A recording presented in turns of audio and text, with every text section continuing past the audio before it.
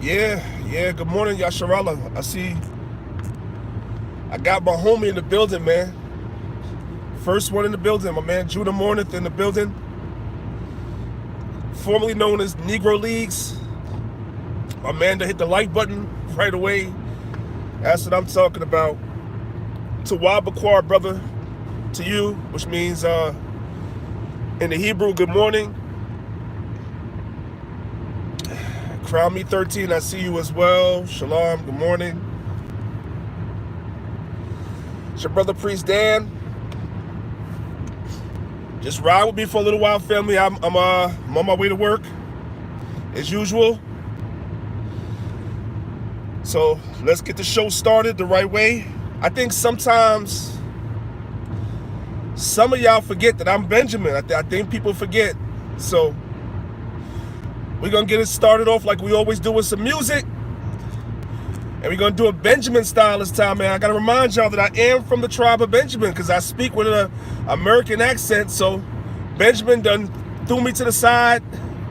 But Judah be reminding me that you're not Judah. So I'm an outcast looking for a tribe. I don't know if anybody else want to take me in right now. Let's go. Equal rights and justice for all, rise and never fall. Tell themselves, boom, what they gonna do when enough of them not true. Say what they gonna do, them get slow, yeah. Who do you think you are? We're living in a small world. As wicked as you think you are, we're living in a small world. As bad as you think you are, we're living in a small world. As tough as you think you are, we living in that one your name. Alright, that day will come when I stand and see all those wicked men in the fire getting burned. That day will come when they will try to escape and there will be nowhere to run. That day will come when I shall see they handing over bombs and bayonets and bullets and guns. That day will come when Emperor Selassie shall rise the world they get produced them from out of Islam, yeah. And the day I would love to see their face for all those people they do to the human race and try to take things out of place, run away to space, shoot them in the air. After one judgment you have to get the taste when them find out that they can't escape. Sadness they send on the people them trace. Smile on my face, that day will come when I just stand and see all those wicked men and the fire getting burned. That day will come when they will try to escape and there will be nowhere to run. That day will come when I shall see they handing over bombs and bayonets and bullets and guns. That day will come when Emperor Selassie shall rise the world they get just do them out of this slum. We're living in a small world. As we can you think you are, we're living in a small world. As slick as you think you are, we're living in a small world. As tough as you think you are, we're living in a that one and name now you tell them. Escape today, you can't escape tomorrow. Make sure you pay back anytime you borrow. Make sure you don't left no life in a sorrow. Make sure you're not lean and straight like arrow. Make sure your brains not push out in a barrow. Make sure you make them walk out and borrow. Yeah, make sure your meditation and narrow. Judgment! Tell them something with that one. That day will come when I stand and see all those wicked men in the fire getting burned. That day will come when they will try to escape and there will be nowhere to run. That day will come when I shall see they handing over bombs and bayonets and bullets and guns. That day will come when Emperor Selassie shall rise up on the wings of the heavens and the sun. Oh yes, I will remain the same. That's my man Sizzler, man. If you don't, listen, man, let me tell you right now, if you don't know, you better ask somebody. Sizzler is that dude. Sizzler is that dude in Jamaica. I'm telling you right now, Sizzler's top-notch dancehall artist. Always has been, always will be. And guess what?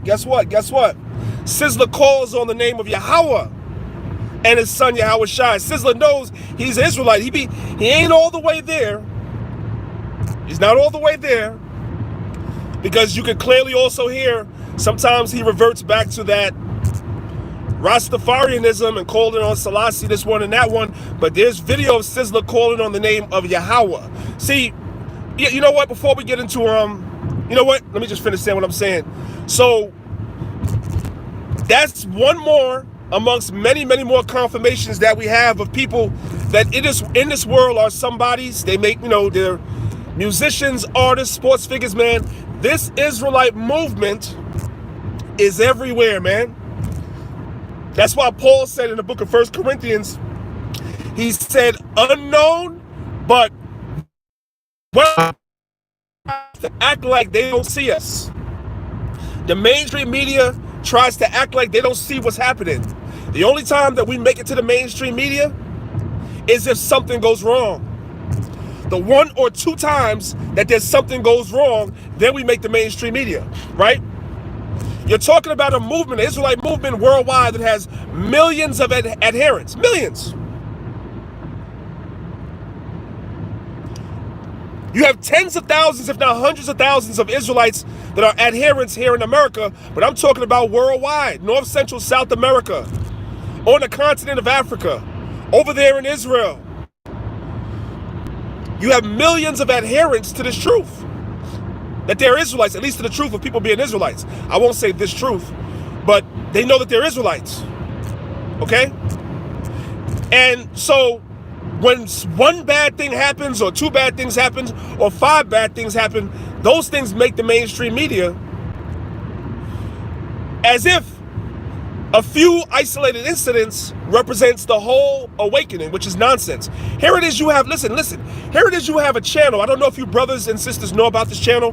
By the way, before I get into anything else, man, we need some maintenance up in here, right? It's early in the morning. I went live yesterday morning. YouTube clipped my video, right? They sent me a threatening message. That's why I had to make it private. They sent me a threatening message. I guess I did something against community standards, so I kind of just took it down, made it private, right? I went live for y'all last night, had a guest on, told y'all I was going to go live this morning to make up for yesterday. Since YouTube took it down, I did my part. Since YouTube took it down, I said I'll go live again this morning, and I'm going to go live again tonight when I get home, because the bat phone rang. And my brother called me and said, oh, so you giving out shows? You having people on and you ain't have me on? So now I got to have him on. So it's all good. It's all for the edification of our people and the Most High. So I'm doing a lot, family. I want to go home and go to sleep, but I'm going to do a live show. So I'm going to go to sleep when I get to work today. Take a nap. So anyway, I need some maintenance up in here, family. Y'all know how this thing goes. I gotta hit that like button or dislike button. I don't care. Take your pick. Pick your poison. Hit the like button or the dislike button. Let's get this algorithm triggered. If you're in the building, I'm not really looking at the chat, but you can say good morning anyway. That's good etiquette, right? That's good courtesy. You can say good morning, say shalom to myself and your brothers and sisters that's watching. Y'all can do that. Let's get it cracking. All right. Anyway, so what I was saying was the awakening is everywhere. The media only wants to focus on isolated incidents of things that happens. But here's what I find to be funny. There is a channel on YouTube that I've been watching for years. The dude is a Christian. Him and his wife, they're Christians. They're formerly, church-going, Sunday morning Christians.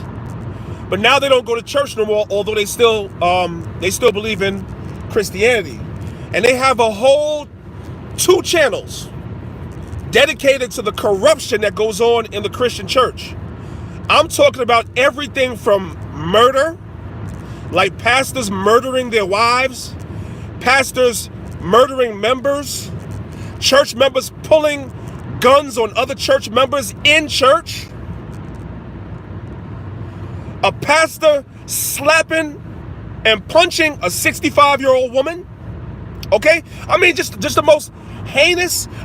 All the alphabet I'll call it the alphabet activity that goes on in the church, all the Transformers, Autobots, Decepticons, like all the craziness that goes on in church. The brother and his wife have two channels that expose all of it. You don't have to go anywhere else. Just go to their channel. It's called Dawson Denise. Dawson, Dawson, and Denise, Denise. And you will see all the craziness that goes on in these churches on a regular basis that doesn't make the mainstream media. If an Israelite pulled out a gun on another Israelite during a Israelite service or function, that thing will be front headline news on every local TV station, if not national news. That's a fact. When you had the incident with Peter Moses, right, who murdered his whole family, right, they tried to pin that nigga on a few Israelite camps because they couldn't figure out, first of all, Peter Moses wasn't a part of any camp, right? But they tried to pin him on somebody, and they couldn't do it, so they just pinned him on the whole community is guilty for one individual that was halfway out of his mind, right? That thing made national headlines. These are isolated incidents. Let's just keep it real. These incidents are they're bad, they're terrible, they're horrific, all that stuff. But these are isolated incidents when you're talking about a awakening that includes millions of people. They're isolated. Like nobody could make a channel where you talked about all the Israelite people that are getting murdered by other Israelites. You can't do that. But you can do that in Christianity. You can do that in Christianity. And the mainstream media ignores that. But the minute an isolated incident happens, like I said yesterday, that whole situation that happened in New Jersey, they had to go back as far as going on MySpace to pull posts from MySpace, because that's how long ago those people actually even attended the Israelite congregation. They weren't a part of that congregation. They hadn't been there in 10 years, more than a decade. And they tried to pin that on the whole community, right? So the mainstream media will not report what the churches are doing, but they'll report what we're doing. You have this great awakening, and even despite the media not acknowledging this, the Most High is using basic social media to get the word out. And so you have somebody like Sizzler, who is a big-time dancehall artist that calls on the name of Yahweh. The only way Sizzler would know to call on the name of Yahweh is if he saw an Israelite camp or Israelite group that calls on the name of Yahweh. Excuse me. The same with the rest of these celebrities. It's the only way they know. That is why, now I got to transition, that is why every time I hear somebody talk about, oh, you guys be on social media to be seen, dumb, that's the point. That's the point. How in the hell do you think this awakening is happening?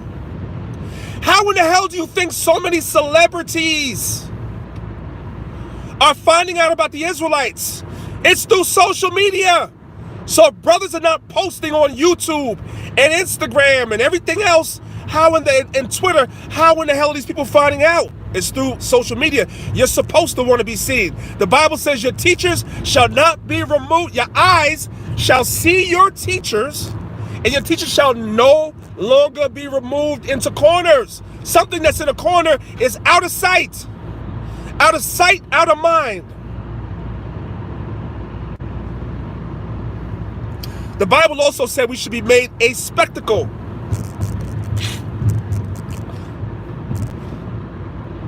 So the point is, you're supposed to want to be seen.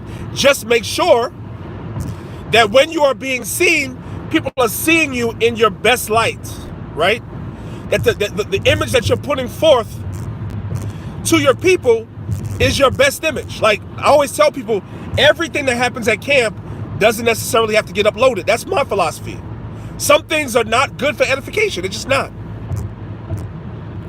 They're not. And some things are.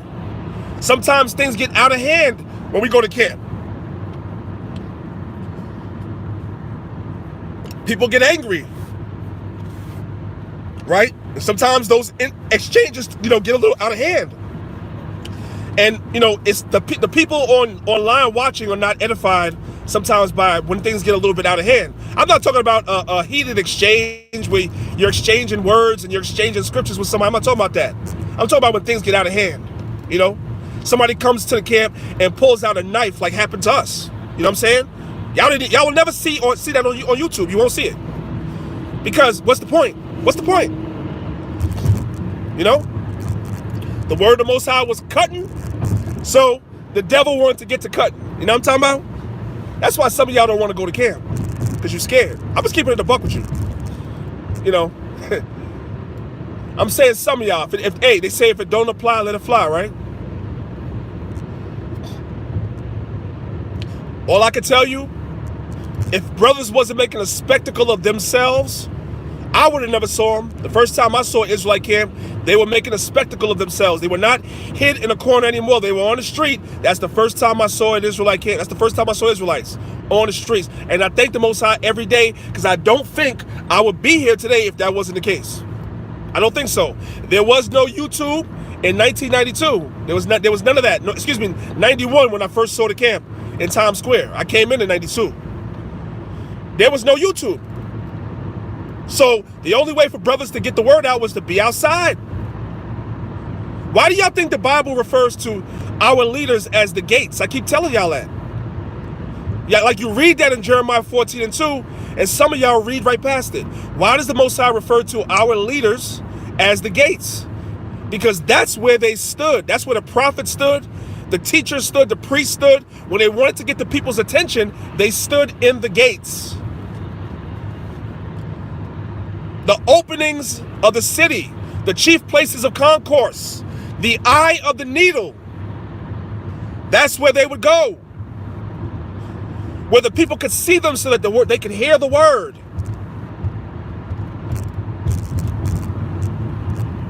One individual said, show him where the Bible says go in the streets and teach me. I said, man, I'm not even going. Listen, the Bible says answer not a fool. And that's what it says. If you're asking me where in the Bible does it say to go and teach, and you believe in the New Testament, on top of that, it's in the Old Testament and the New Testament. Christ said, go into the highways and the byways. So my man, if you don't know where it is, that means you don't read the Bible. You don't. Clearly not. I'm just saying. Let's get them likes up, fam. Let's get the likes up.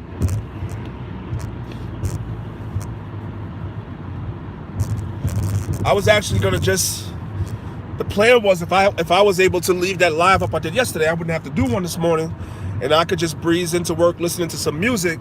And I can't even go fast today because as soon as I started driving, I get a message on my dashboard that one of my tires need maintenance. I don't even know which one, and I'm for sure not stopping. So I'm just gonna take my time, drive slow, and I'll do maintenance on the tire this afternoon. What is this guy doing? This dude is halfway off the road. Look at this dude. Look at this dude. What are you doing? You know what? Let me. I'm trying to breeze behind him, but I see he's on crack this morning, so I'm just gonna have to go around him.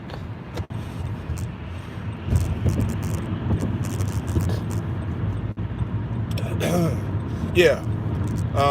Yeah, I got a message on my thing that says something's up with my tire. So I ain't gonna drive fast. I'm gonna drive slow today. It's all good. So I think I got it all out yesterday. I went live twice. So I'm not gonna talk about the same stuff that I talked about yesterday. I don't have nothing planned this morning, really. Sometimes the spirit just has me go into different things, you know. And if something comes, and if I'm moved by the spirit, I will. But I don't have anything necessarily planned to talk about. So we're just gonna, as they say, we're just gonna shoot the breeze and wing it. If something comes to me, if there's long gaps in between me saying something, don't worry about it. But if y'all have something that y'all want me to talk about, I will talk about it. If you put it in the chat, just give me like a minute or two to get around this little crazy little curve right here, because I can't really look at the thing while I'm driving in this curve right here. But if you guys have anything that you guys want me to, let me Let me see. Yeah, if you guys have anything that you guys want me to talk about, I will. I do have a few exceptions of things that I'm not getting into. You guys know, right? It's a lot of backbiting, a lot of back and forth in Israel between individuals, between congregations, and all that stuff like that. There's a lot of that going on. That is the one thing that I'm trying to avoid, right? I had a conversation with my camp this weekend, and we agreed that we were going to stay out of all the madness that's going on in Israel. We're going to stay out of it. We don't care how people feel about us, right? We're doing the work. The Most High is blessing and increasing us, and we agreed that we're not going to show y'all until it needs to be shown. That's it. So as far as everybody's concerned, every camp could think that they're better than us. That's fine. I prefer it that way, because if I was to show my hand and show what's going on, people that the haters and the bad spirits, as the Jamaicans say, the bad mind people, will try to undermine what we have going on. So I'd rather just not say nothing. Everybody's better than us as far as we're concerned, and we're fine with that. That just alleviates all this back and forth BS. There's too much of it. It's crazy. So we don't want no part of that. So that's probably the one thing that I will not talk about. I'm not bad-mouthing nobody. I don't care who doesn't like us. I love everybody. I love all my people, right? The Bible says if you hate your brother, how can you say you love the Lord who you have not seen, and hate your brother who you see, right? And the Bible goes on to say, he that hateth his brother is a murderer, right? That's what the Bible says. Now, let me be clear. Let me be clear, because I know sometimes people like to take things out of context. Hating your brother is not you correcting your brother. Hating your brother is not parting company from your brother if your brother's going off, because that's also in the Bible. Romans 16 and 17. Mark them that cause divisions and doctrines contrary, and avoid them. I know I just butchered that, but y'all know what it says. Mark them that cause divisions and offenses which are contrary to the doctrine, and avoid them. So you could avoid people. You could part company and ways with people. That's not hating your brother. That's not hating your brother. Let's be clear. Hate my brother would be me seeing my brother has an ox or sheep that's lost.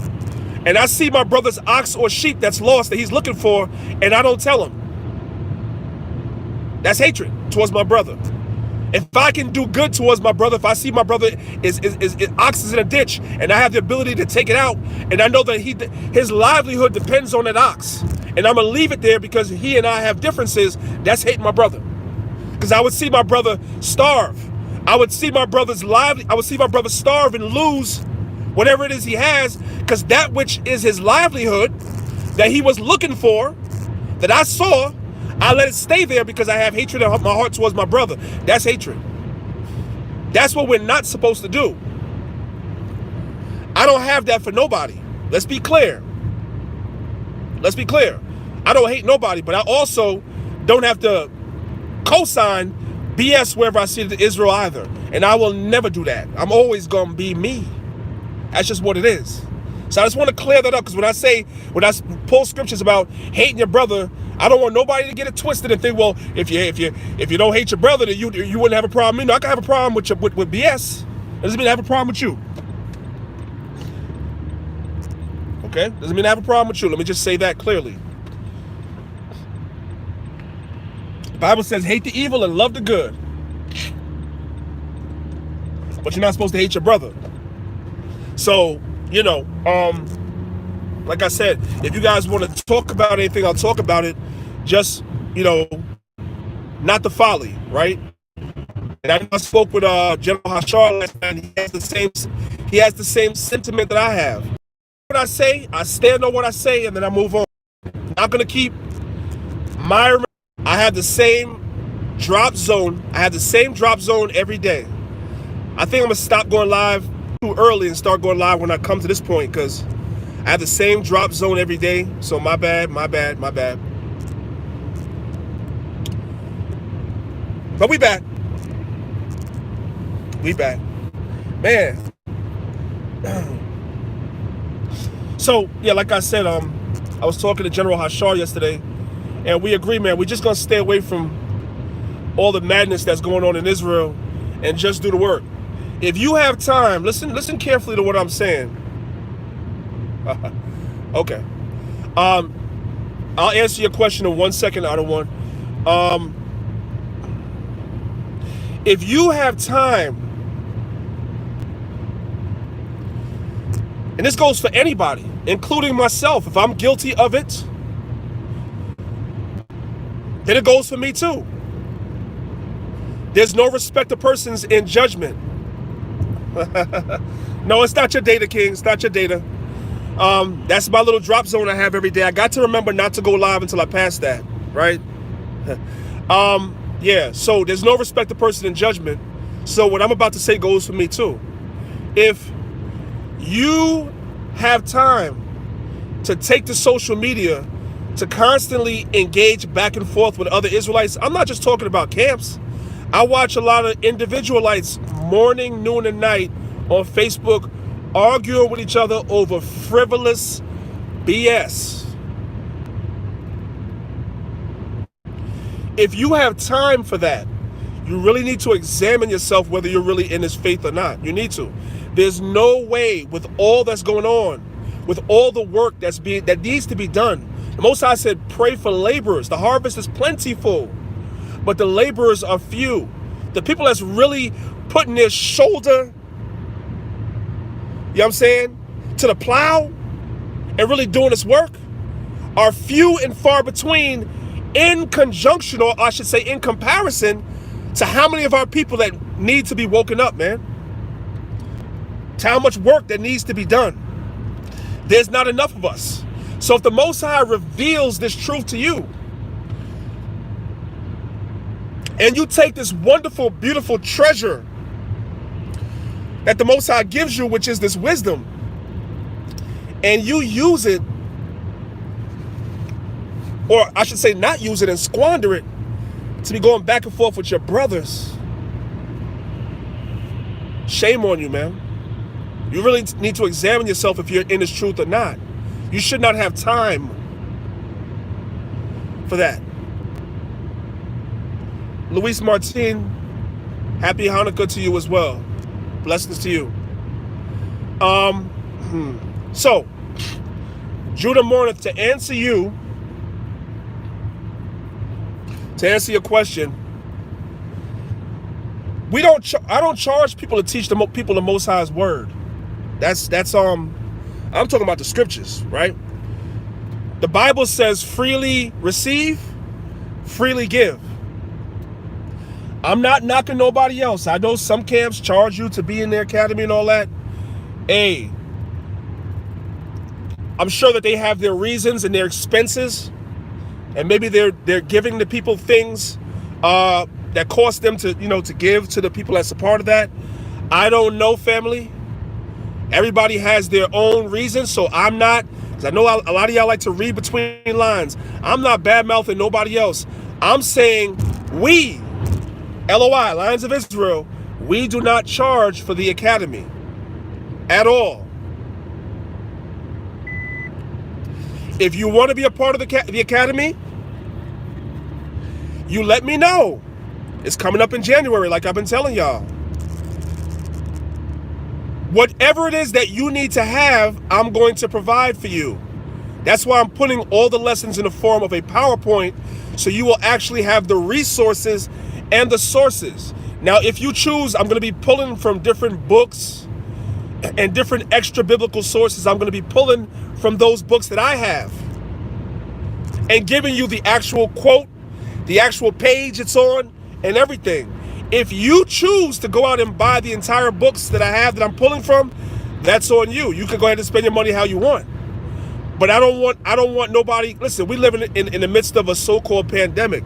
I don't want nobody coming out of pocket having to spend all types of money to go and get books when I'm going to give you guys the resources via the PowerPoints, right? So I'm not charging you anything. If anything, this is what I will say. Two things. First of all, the academy really, for us, with all due respect, is only for people that have looked and said, you know what, I'm ready to start fellowshipping with brothers and sisters, and they see Lions of Israel as the camp that they want to fellowship with. If you don't see that, that's fine. It's not for you. I love you all the same. We're still the same. Still come watch the videos and learn. I'm only letting y'all know about the academy because a few people have come to me and asked me what they want a structured place to learn. That's what makes me who I am today. I went through a 2-year program when we were back in the school, back in the days, called the Trooper Program. It was 2 years. Most camps now, they only do it for 3 to 6 months. That's it. Most camps have something like this. I know AOC has AOC University. That's what they have, right? And, you know, again, it's only for people that want to fellowship with us. That's the only caveat. Now, I'm not charging nobody no money. And the reason why it's a 6-month program is because back in the days, I didn't make people wait 6 months to come into camp. And that was one of the biggest mistakes that I ever made. If I still had everybody in the camp that was with us, we'd have a pretty big camp. We had to get rid of a lot of people. Because a lot of brothers are not sincere, man. They're not sincere. They're a part of the body, but they want to be individuals at the same time. No, we're a body, man. We move as a unit, we move as a body.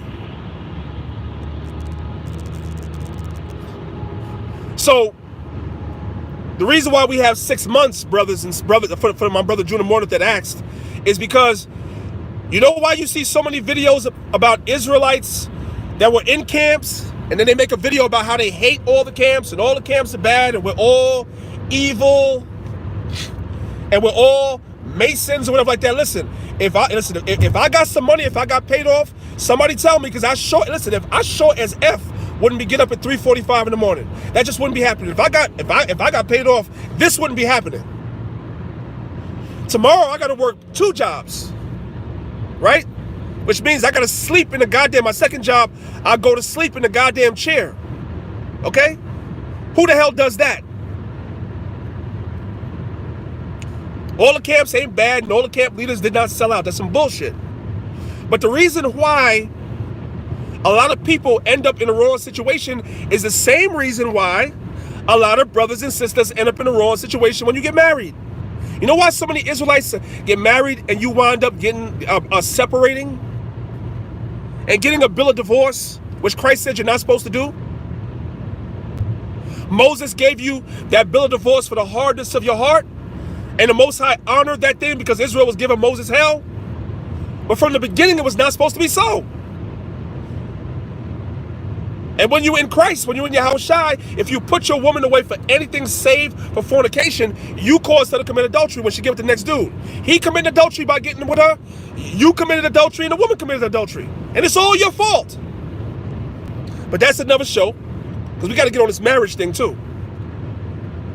We got to get on this marriage thing too, man.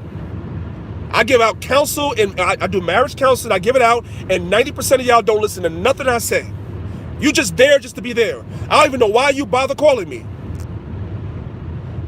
Both of you sitting there. Now y'all got me going somewhere else. I'm going to get back to what I was saying. Both of you sitting there. Nobody did nothing wrong. Y'all been together for 10 years. Nobody did nothing wrong. Then why are you sitting here? Why y'all not getting along? I don't understand. Anyway, I'm going to get back to that. That's a whole nother show. But the point I'm trying to make is this. Whether it be your marriage, but we're dealing with congregations today. And why we have a 6-month program, and why most camps that are legitimate will make you wait before you join. Because you need to, not only do we need to check your spirit out, like I always tell brothers, you need to check our spirit out too. If you take some time before you join a congregation and check them out, you could alleviate half the problems that you have by joining camps. You only joined it because you liked the way that they speak. You saw a video of brothers speaking. You thought they spoke mightily in the spirit. It was eloquent. It was powerful. It moved your spirit, which is all good. So you just ran and jumped and joined that camp and then realized that you're in the midst of hell. And I'm not talking about any camp in particular because every camp is not for everybody. So you got people that leave every camp that say they was in the midst of hell. It ain't no one camp. It's not no one camp. But the problem a lot of times is that people don't take your time and make sure that you're in the right place. That's why we have 6 months. The 6 months is not just for us to check you out, but for you to check us out. And if something that doesn't sit well with your spirit, then fall back. I ain't gonna have a problem with that. I ain't gonna have a problem with that. You see what I'm saying? I always tell people, including people that's in lines of Israel, if you ever, I'm not trying to hold nobody back. If you ever feel that you could be more effective, hold on one second.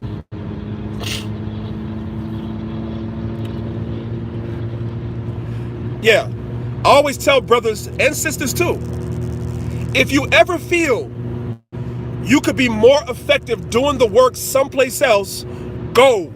I will never hold you back, and I'll still be your brother.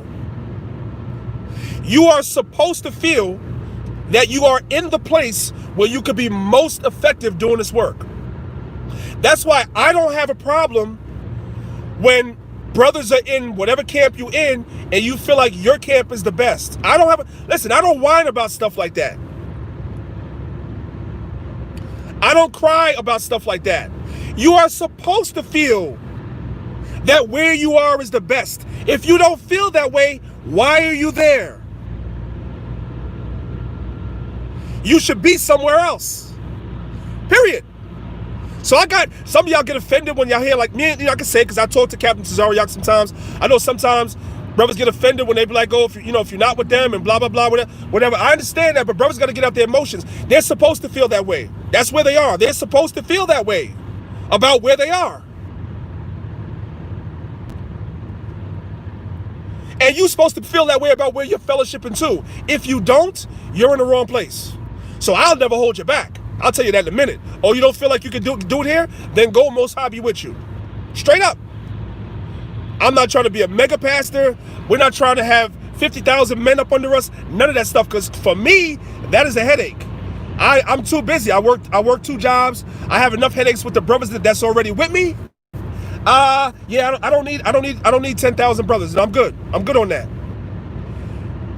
Because then I'm not, listen, if I have that many people, I can't work no damn job.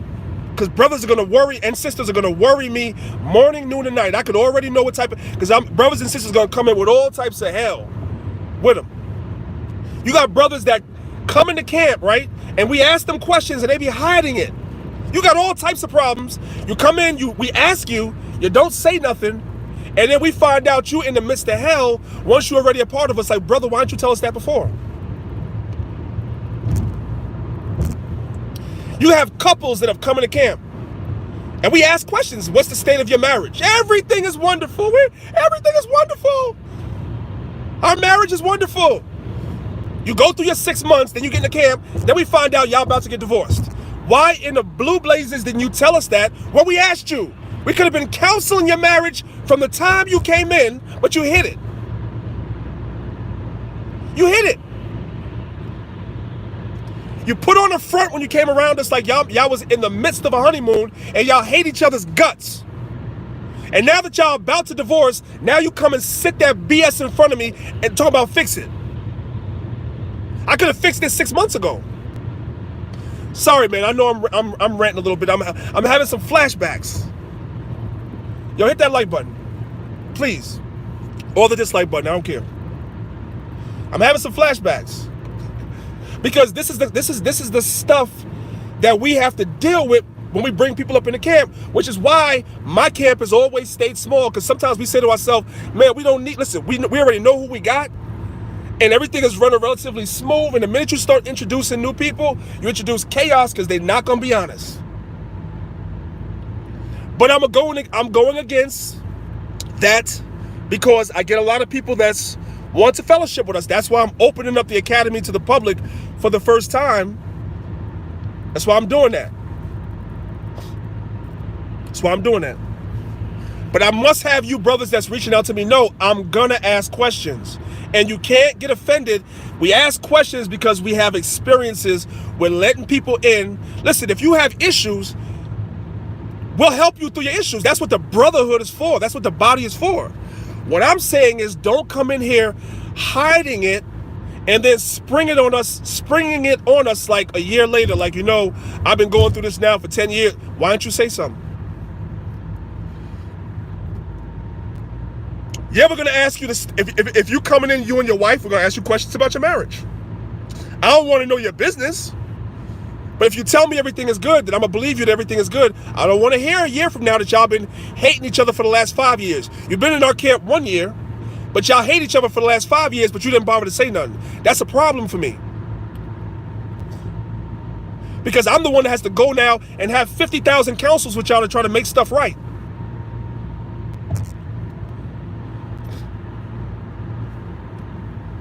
I gotta say those things because I don't think a lot of brothers and sisters really understand what it is that brothers that do this leadership thing. I don't really think y'all understand what's all involved in that. A leader is nothing but a servant. That's why Christ said the greatest amongst you, told the 12, the greatest amongst you is a servant, because that's exactly what it is. To whom much is given, much is required, right? So you put yourself in a position of leadership, or the Most High, I should say, put you in a position of leadership over his people, man, that's hell. A lot of times that's hell. Because now you got to serve all these people, even when you don't want to. You come home, you don't want to be bothered, your phone is ringing, somebody got a problem. And you can't be like, not now. You know what I'm saying? You got to deal with it. So, anyway, enough of that. Like I said, we don't charge nothing, brother. So, the only thing I ask for brothers to do, just don't waste my time. That's all. Just be sure that you're ready to do 6 months. That's it. Meaning, you're going to be asked to participate at least once or twice a week. You're going to be asked to participate in a classroom structure. Most likely it's going to be on a Sunday. Sunday is my day off. I work 6 out of 7 days a week. Sunday is my day off, right? I'm giving up my Sundays to do this because the people have asked me for it. So the least I'm asking is just don't waste my time. That's all. If you're going to do it, do it. If you're not going to do it, don't start it. Don't start what you know you can't finish. But if you do it, I promise you, everything that I don't do on here, y'all going to see there. All these PowerPoints that I talk about, that I don't do on here, you're going to see them. And we're going to go deep. You're going to see, I promise you, you will see some things you've never seen before. I guarantee you that. Guarantee you that. Some stuff I've been holding back because I'm waiting for a certain individual to put his book out and see what his premise is before I go in. But some of y'all going to see that stuff early. You're going to see it early in the academy. I got members of my camp that are already ranking officers that want to go through the academy just to go through it. Because some of these brothers never had a structured, they come in, they do their 6 months, and we have certain things they do, but they never been through a 6-month period where they had to. In the beginning of our camp, we didn't have that. So some of the brothers that came in the beginning never really went through a structured program the way I did. And so they just want the experience. So some of them are going to be in there with some of y'all, the ones that y'all have reached out. Some of the brothers that are already ranking officers in the camp are going to be in it too, just to be in it. They want the experience. So we don't charge nobody no money, no. Like I said, no shade to anybody that does, but the Bible says freely give, freely receive. Freely receive, freely give. Man, in the morning, I be just saying these scriptures backwards. I'm talking to y'all, but I'm still 25% asleep. I'm trying to, hype myself up. So that's that, brother. I don't know, Judah Mornith, if you reached out, if you're interested or not. You already know what to do if you are. When I go live later, the email will be there, but I'll say it. The email is joinloi149@gmail.com. joinloi149@gmail.com. That's the email. When I go live later, y'all guys will see it on the scrolling across the screen.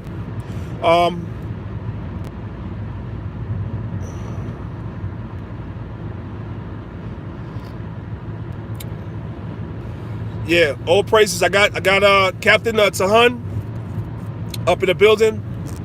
Yeah, we're going in. You know what I'm saying? I'm gonna give you brothers a hint. I'm gonna give you brothers a hint of something, right? There is a very, very, very, very famous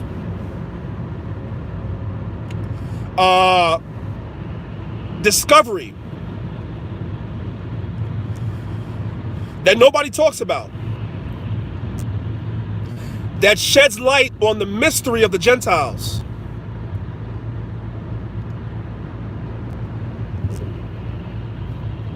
A very, very important discovery. It's right up there. I'm gonna go on record and say this. This discovery is so important. It's right up there with the Rosetta Stone. And you guys know what the Rosetta Stone is, right? The Rosetta Stone was one of the keys that was used to unlock the language of the Medu Neter, which was a dead language, right? And they discovered something called the Rosetta Stone. And the Rosetta Stone had Egyptian writing in it's a stone with 3 different writings on it. It has the Demotic, right? I believe it has the Hieratic Egyptian. Then the next piece has the Demotic, and the next piece is written in Greek, right? Because in Egypt, some people understood the Hieratic, some people could only read the Demotic, and some people only understood Greek. So this stone has all 3 on it, and it's one of the most famous findings. That was one of the keys to opening up the understanding of the Medu Neter, right? There is a famous discovery that nobody talks about.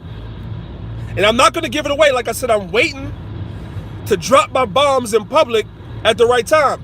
But if you're in the academy, you're going to get it. You're going to get it before anybody else. That's a fact. That's a fact. And I'm going to tell you something. It opens up the mystery of the Gentiles, who the Gentiles are, which are Israelite foreigners. I keep hearing this question about where in history do you read about the house of Israel after the Assyrian captivity? Where do you read about them? Well, that question will be answered in the academy. It will.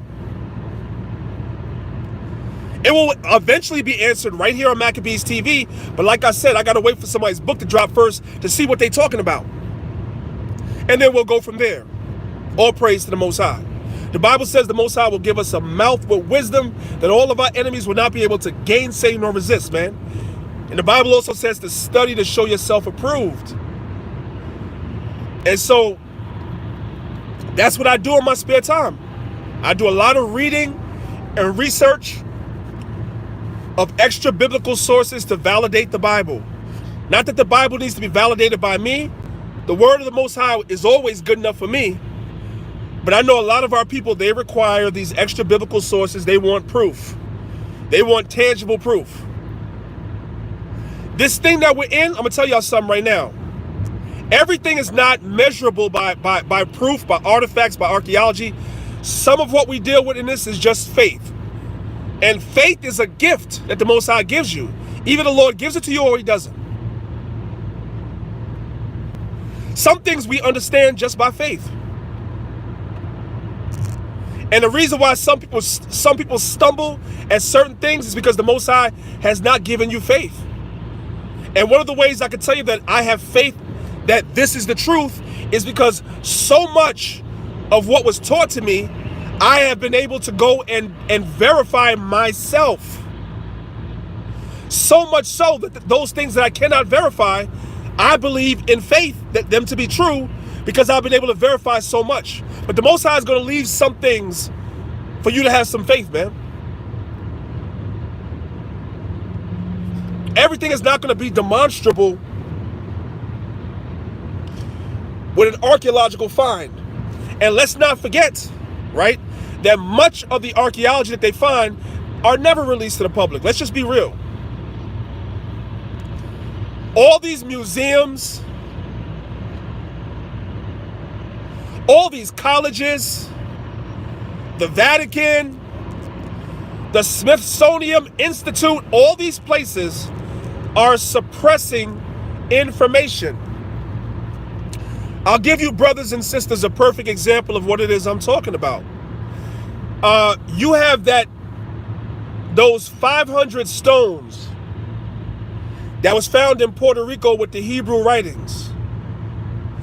When you watch that presentation, shout out to Mala'ak from AOC, right? When you watch the presentation, the professor from that university down in Puerto Rico tells you about all the different institutes and museums that came and have some of those stones. That professor has some stones in his possession, and you have some museums around the world, and I even believe the Smithsonian, but I could be wrong about that. But I know definitely some of the museums around the world also have those stones. A lot of those museums have those stones, and it is suppressed. Meaning it's kept like downstairs, not upstairs where the public can see it.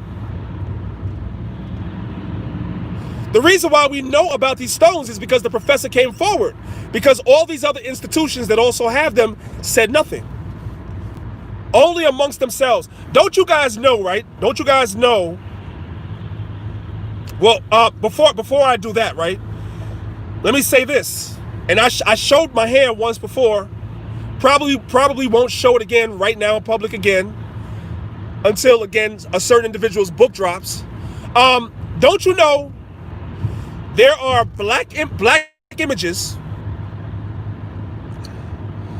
of King James's father in Scotland in 2 different museums? Black images in 2 different museums, not 1, 2 different museums. One of the museums is so bold. One of the museums is so bold that when you do research on their website, they even tell you that it's not on display. They tell you they have it, but it's not on display. I got a screenshot of that thing. You know why it's not on display? Because it's downstairs in the basement where nobody can see it. And I went to their website and I'm like, look at this BS right here. They're telling you we're not showing it. We have it, we ain't showing it. Just like that. I got the screenshot. They have the fake image upstairs for everybody to see. That's why you have people arguing me down all these years about this stuff. And I'm like, man, you're not on the level. I'm just sorry, you're not. You're not. I can't argue with a fool. Just can't. No time.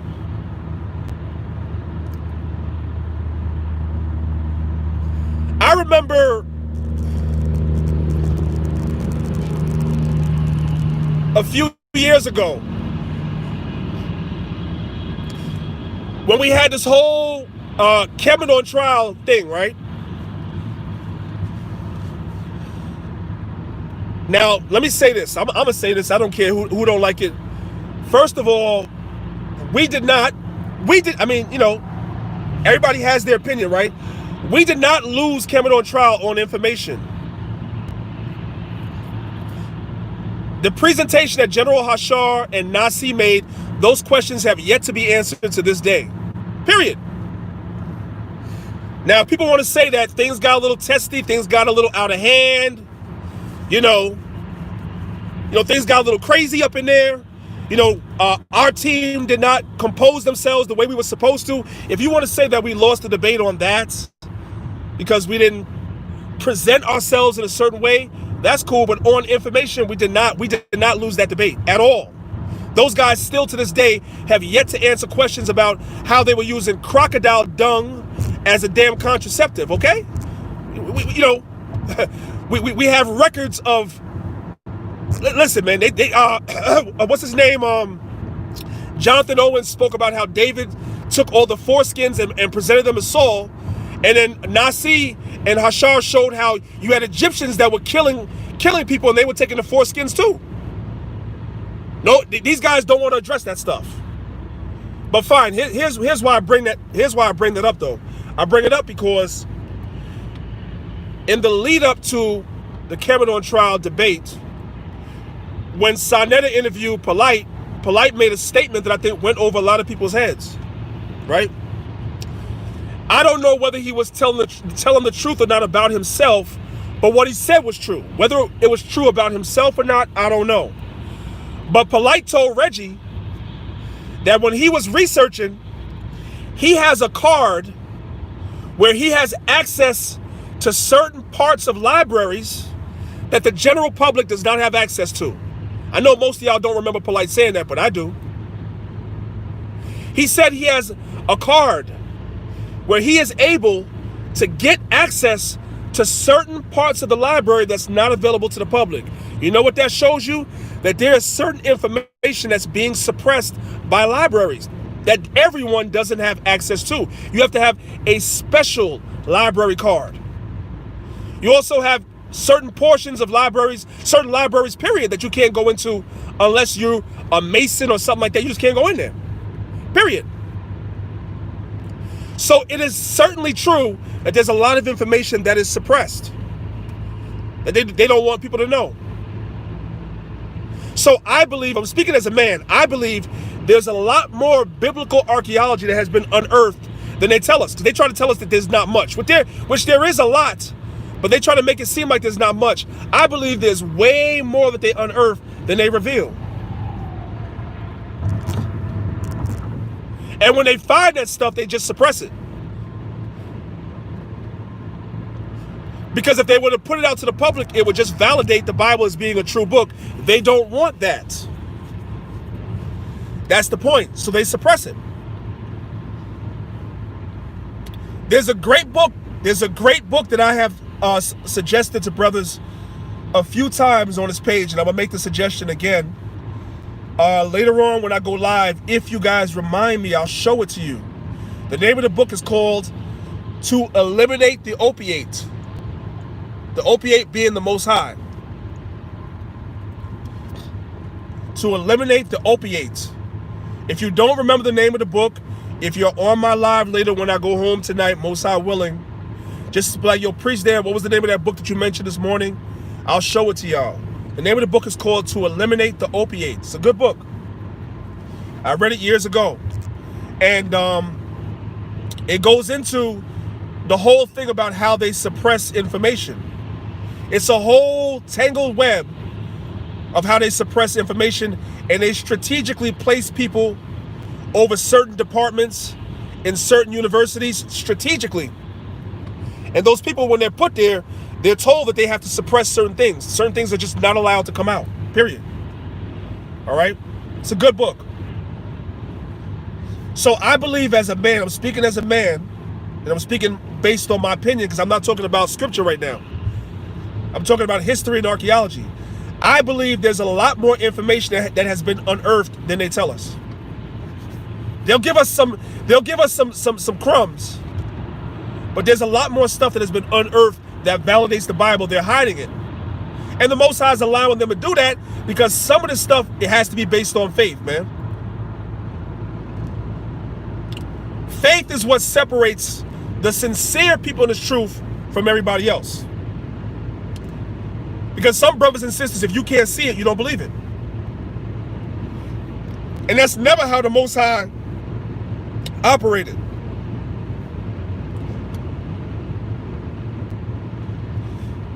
Abraham believed the Most High, and it was counted to him for righteousness. Believed. Didn't see, believed. Remember, the Most High promised Abraham that his seed would inherit the promised land. Abraham never saw it. Never saw it.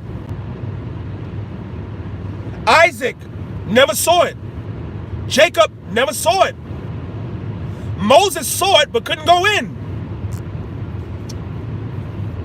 From the inception, this whole thing has always been based on faith first.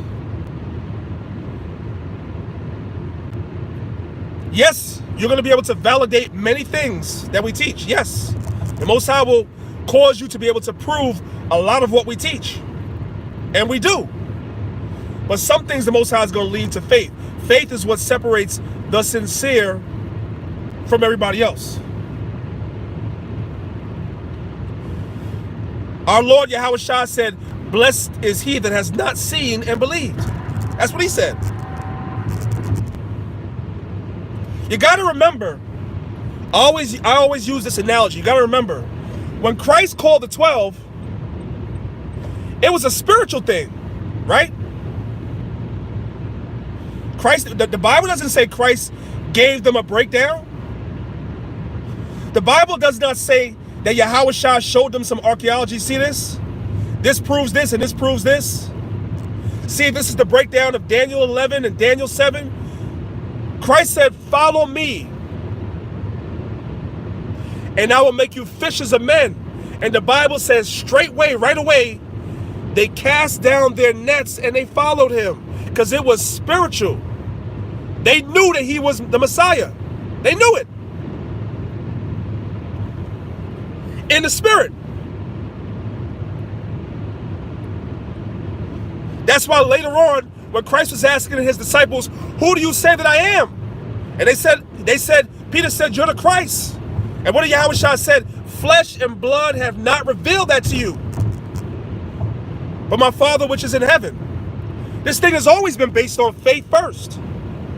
It's what separates the sincere from everybody else. I'm gonna tell y'all something. Much of what we teach today, a lot of it was taught before we had proof of it. How about that? How about that?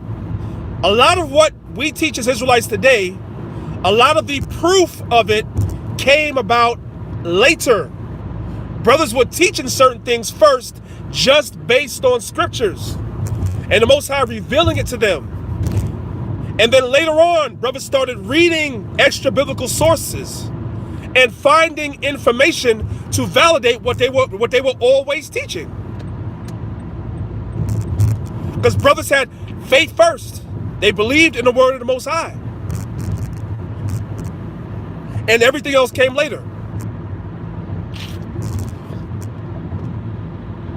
When I do research, right? When I'm doing my research, looking into things, I already believe in the word of the Most High. All I'll be looking for is evidence and proof, if I can find it, to validate what I'm already teaching, but I'm already convinced that this is the truth. You could call it confirmation bias. I'm guilty.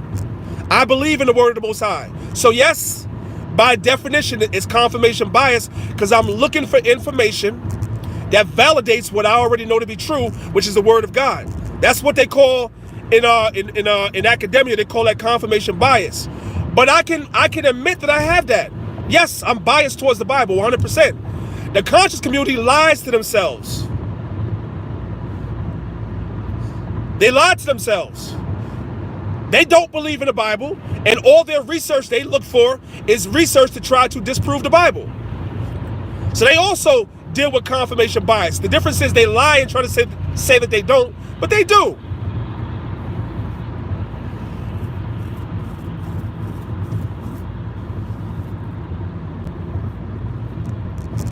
So this thing is based on faith first, brothers and sisters.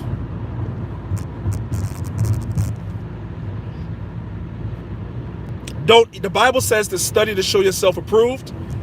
There's nothing wrong with doing research, but make sure that when you're research, this is a key component, because you can read anything on the internet,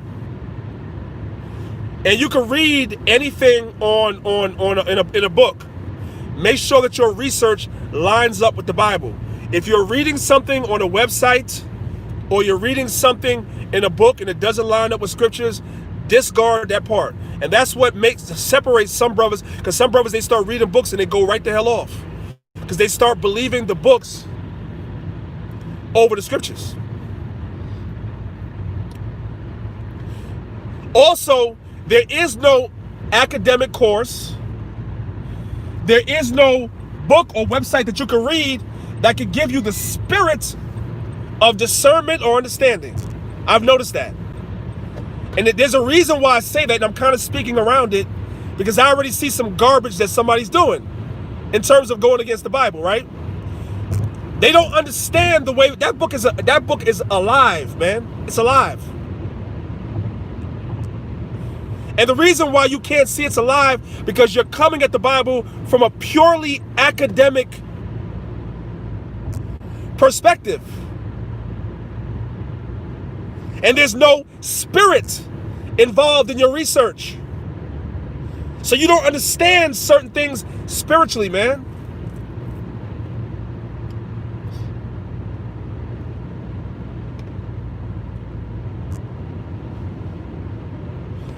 More on that another time. I know y'all probably, want me to say more about that I got to keep certain things close to the vest because you have a lot of people that hate the Bible, man. And I'm not trying to give them any outs for saying stupid stuff against the Bible. I want them to say it because I'm going to catch it later. I'm going to catch up to that stuff later. Reggie, I didn't forget about you, bro. I didn't forget about you. I just been busy. I still haven't sat down and watched that PowerPoint you did yet. And the reason why I've been avoiding doing it is because I'm preparing myself for the academy, so I'm putting those PowerPoints together, and I know if I watch that thing that you did on Sonetta, I know I'm going to want to respond to you. Because I heard all you used was Wikipedia. So I already know I'm going to want to respond, so I got to not watch that yet until I'm done putting the syllabus together. But when I am finished, Reggie, I'm going to watch that, and if I hear that I heard it's pretty bad, if it's as bad as I heard, I am going to respond to it. Because you, as a researcher, I'm talking to you, Reggie. Me and you I done drove you to Brooklyn and back. You sat in my car. We have had a lot of great conversations. Hey, bro, you should know better than doing sloppy research like that. You should know better. And I think you did that presentation out of emotions because, you know, we were coming at Kemet. But you should never be emotional. Your research and scholarship should never be based on emotions. You guys bang on the Bible all the time. We don't get emotional. I let you guys live until I'm ready to say something about it.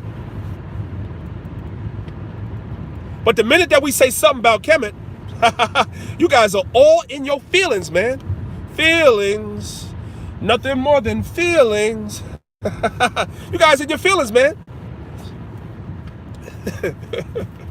At some point, you know, we got to talk about those. They have what they call urine baths in Kemet. We're going to have a conversation about that. What's that all about? You know what I'm talking about? But then again, we can't because you get emotional too fast. You get emotional. See? So, yeah, man, I ain't forget about you, bro. I just been busy, but I am going to watch. I downloaded it to my computer because I'm going to dissect that thing. Because we're going to talk about, some of us have actually studied the translation of the Bible in 1611. Some of us have actually studied it and know what it's all about. So I know that you did a microwave presentation with Wikipedia. So your brother priest Danyaahla is going to help you if you made mistakes. I got you, bro. I got you. Trust me, if it's not today, if it's not tomorrow, if it's not this month, at some point, I'm going to get you. Just like it took me a while. Shaka did some whole presentation about him being a homosexual, and I don't think I responded for like 6 months. But when I responded, that was the end of that argument, right? Your man Polite talked about the damn book Demonology, didn't read it. I let that thing slide for a long time. Then I came and responded and actually read the book, and you don't really see too many the conscious community using that book anymore. Why do y'all think that is? Because we smashed it. That's why. We smashed it. That's why. Now I see individuals on on Facebook sharing that stupid meme about the book Demonology. Now I don't have to say nothing no more. Before I can say anything, all my Israelites is on that post laughing at the conscious community when they use that, because everybody knows now, right? Everybody knows, right? The Israelites, we read the book. Yeah, you didn't. So I be seeing everybody. I be going on the posts. People be tagging me like, "Yo, look at this crap right here," and we all be laughing like, "Yeah, these niggas didn't even actually read the book, man." You know what I'm talking about? So it's the same thing. I have a feeling, man, that you just did some microwave scholarship because you was mad, talking crap. So you're gonna live for a little while, right? And I saw the video has like 20,000 views, and all them conscious niggas is telling you how you did a great job. But I heard from some Israelites that watched it that you did not do a good job. So we're gonna see. We're gonna see. We're gonna see, because that translation thing of the Bible is a very, very, very deep subject, and you ain't gonna get a lot of the information off of Wikipedia. You're just not. I keep telling you guys, Wikipedia is a good place to start. But when you're dealing with real research, when you're doing real research, you cannot just use Wikipedia as a source. I keep telling you why. I personally have debunked a Wikipedia article. There's a Wikipedia article that says that the book Ancient and Modern Britons, it makes some claims against the book Ancient and Modern Britons, right? And so I have that book, and I've read that book. And so I went and did research behind the person that wrote the Wikipedia article talking against the book Ancient and Modern Britons. And I did a whole PowerPoint on it showing, I'm going to do it again, because I know most of y'all that's listening right now, well, I never saw that. I'm going to put that together again. It's already on Maccabeestv, but I guarantee you, most of y'all that's listening right now never saw me debunk it. I'm gonna debunk that. I'm gonna show y'all. I'm gonna do a PowerPoint called "How to Debunk a Wikipedia Article." I'm gonna do that. I might give y'all that as early as next week. I'm gonna do that for the public. So, getting to this whole Wikipedia thing, yo, family, get my likes up too, please. Getting to this whole Wikipedia thing, I use Wikipedia myself. But you guys have to understand the way a Wikipedia article works, right? Anybody could submit a Wikipedia article. Anybody. So if I have a perspective about a particular subject, I'm only going to provide the sources in my Wikipedia article that agree with me. That's what I'm going to do. I'm not going to provide the sources that debunk what it is that I believe. I'm not going to provide that for you. So if I'm talking to you brothers and the teachers now, if you do research and you solely rely on a Wikipedia article, you are doing yourself a disservice, because some things that Wikipedia says are not true. It's not the full understanding. There's a lot more information that's not there, and the reason why it's not there in the article is because it doesn't support the premise of the person that wrote the article. You have to understand the way these things work. You got to understand that. You must read books for yourself. You have to. And if you don't have the time, I've done it for you. It'll be all in these PowerPoints that I'm going to do in the academy. It'll all be in there. But this thing, how to debunk a Wikipedia article, I am going to do that presentation again. It's already on Maccabeestv, but I did it like 2 or 3 years ago. It might be hard for you guys to find, so I'm going to do it again. And I'm going to show you guys that. So back to my brother Reggie. He used the whole Wikipedia article to say something, and I really hope that that what you said was on point. Because I believe that you microwaved something because you was in your feelings. That's what I believe. And you and I have had this conversation. So I'm not saying anything that I haven't already told this brother. And Reggie knows how I give it up with information. He knows. So, you know, we're going to see. I'm just a little busy right now, bro. So you're going to live, man. Everybody over there is patting you on the back, telling you you did a good job. And touch that video for now. You good. I got other more important video PowerPoints to put together first. But I am going to get, you need to stop fronting. Go ahead and put it out, because it's supposed to be the end of the Israelites. You know, everybody's supposed to end us. Like, this is the funniest shit ever. The Christians are supposed to end us. The Comedics are supposed to end us. The conscious community is supposed to end us. This one, and it just hasn't happened. I wonder why. Just hasn't happened. The more you guys come against this truth, is the more the truth flourishes.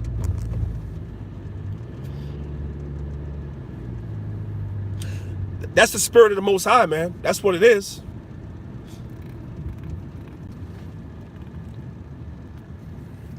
The only thing is that we can't get caught up in constantly arguing with them, which is why I don't.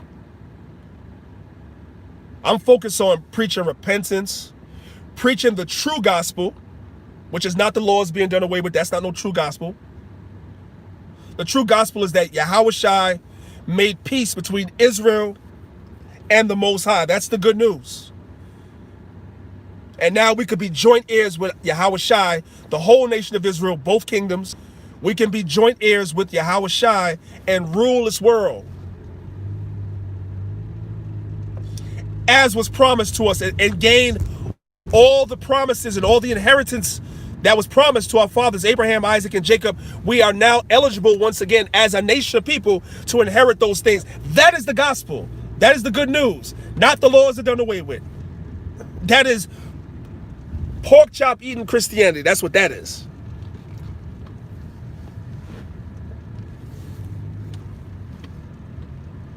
So that's our first job, is to teach the gospel.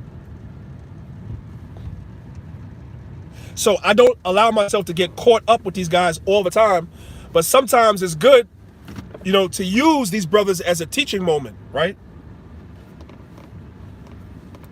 To be like, all right, you done said some BS. I'm gonna go ahead and I'm gonna use that to edify my people. So it's been a while since I got at one of these dudes, right? So I'm gonna go ahead and I'm gonna go ahead and I'm gonna deal with Reggie probably sometime in January once I'm done with putting the academy together, and I will allow him to come on the show afterwards if he wants to and critique what I said. No problem.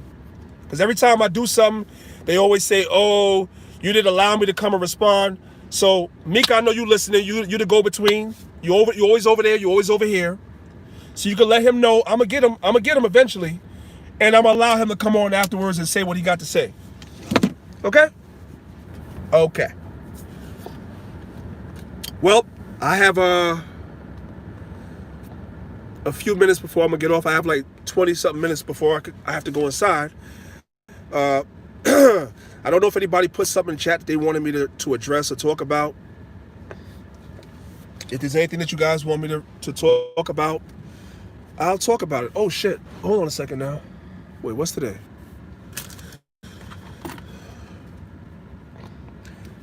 The sign says we can't.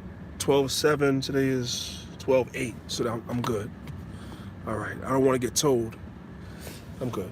Yeah. Y'all awake out there? Y'all awful quiet, man.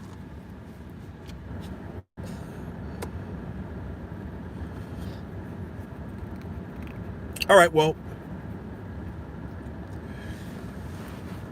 I don't like this awkward silence, and I think I've said everything I need to say. I promised I would do another live driving in, and I did.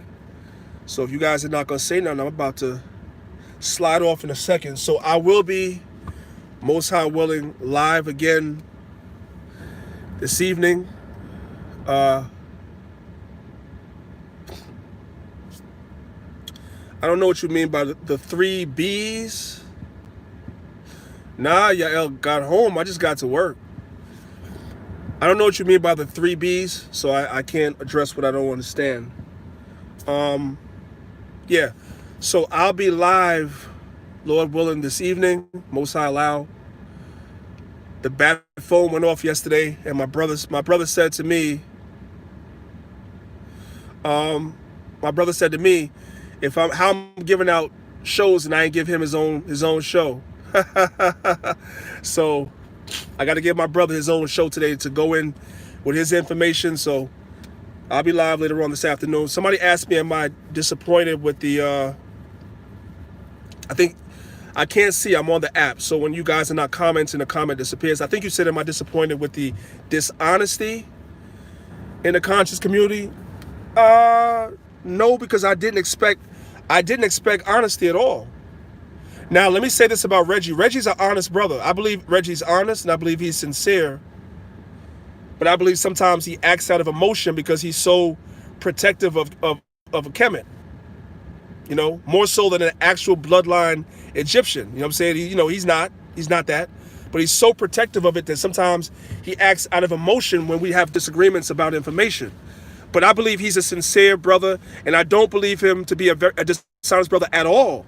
Because that brother on many occasions has come to me and complimented me on my information. He sat through a few of my PowerPoints, and nobody else over there would do that.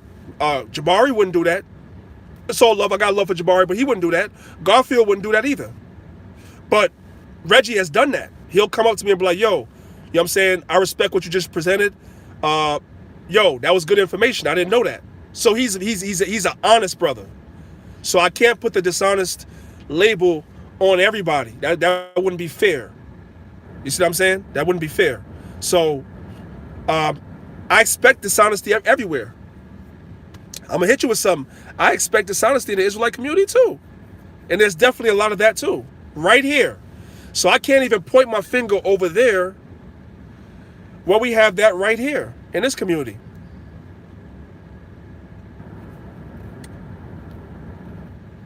Right? You have people in this community that will argue you down about something they don't know that their head from their ass and will argue you down.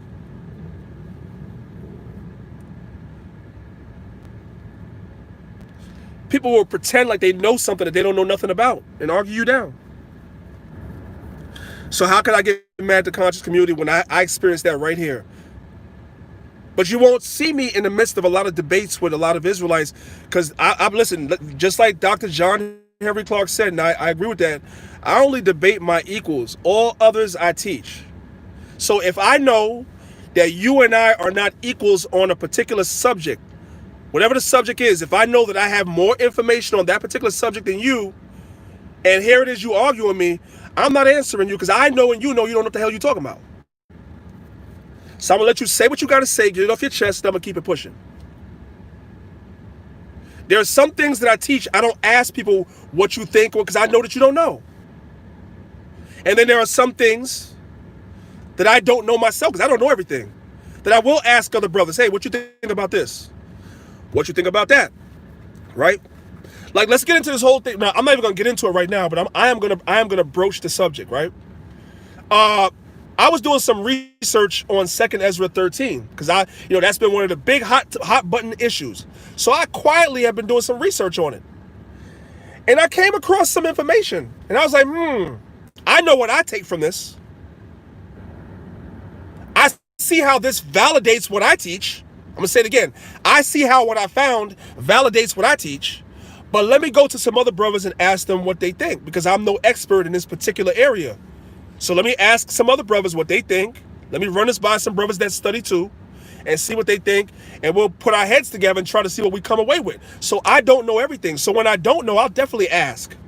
I will definitely not put myself out there like I know that particular subject. But when I do know something for sure and somebody's arguing with me, I'm just going to dismiss you. That's just what it is. And when it comes to a lot of this stuff dealing with the Bible, we absolutely dismiss the conscious community. They don't know what the hell they're talking about. You know how many myths? Do you know how many myths through the spirit and power of the Most High that we have busted? They said King James was gay. We busted that myth. They said he was a white man. We busted that myth. They said that he was practicing demonology. We busted that myth. They said William Shakespeare translated the Bible. We busted that myth. I mean, we've been busting myths left and right through the spirit and power of the Most High. And that's the tip of the iceberg, because there's more myths that we're going to bust too. I'm just waiting. That's all. I'm just waiting and biding my time. That's it.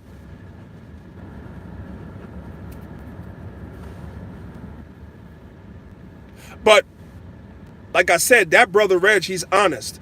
If I come with something, he'll come back and he'll be like, you know what? I didn't know that. Like, for instance, right? When Shaka did his now, listen, I'm just going to say, I got to say what I got to say. If somebody tell him I said something, I ain't disrespect the man personally, but I am going to disrespect his information, right? This dude did a presentation about how there was a secret passageway between George Villiers' room and King James's room, right? So this dude made that into some homosexual, there was a tunnel there because they were having secret rendezvous and having gay sex or whatever. He said some dumb shit, right? And then here I let him live for like 6 months. I didn't say nothing. Then I had to kindly let him know that there were 8 attempts on that king's life. 8. So that underground passage was actually an escape route because people were constantly trying to kill a dude. Prior to us Israelites bringing that to the conscious community, they didn't know nothing about that. They didn't know nothing about that.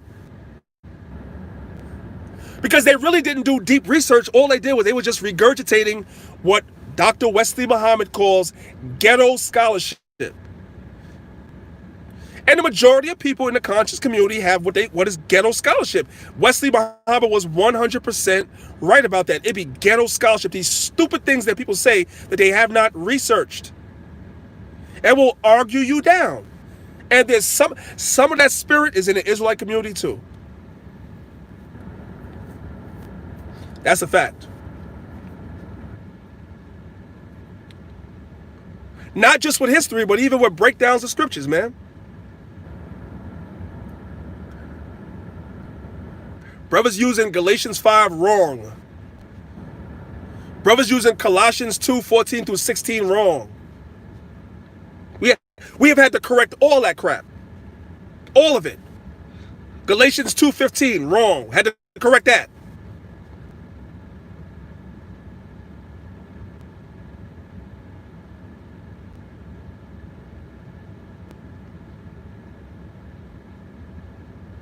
Some of y'all that I'm talking to right now never even saw those videos I'm talking about.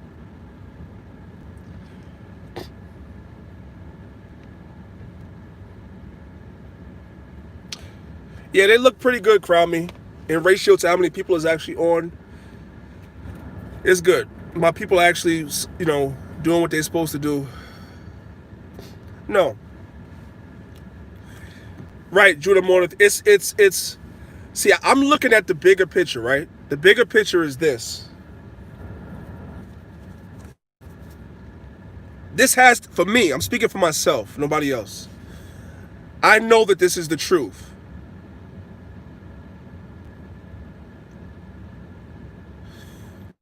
Well, you know what? I don't know how to pronounce your name. I think it's Sugar One or whatever. Sorry if I pronounce your name wrong. I apologize. But I'm about to go into that right now. That's a very good question. I'm about to go into that right now. I want you guys to think about something for a second. Just really, really think about it. Why are so many people at war with the Israelites? Now think about that. Everybody in the conscious community and the Christian apologetic community as well, everybody is at war with the Israelites. Their whole stated mission and goal is to come against us. Why do you guys think that is?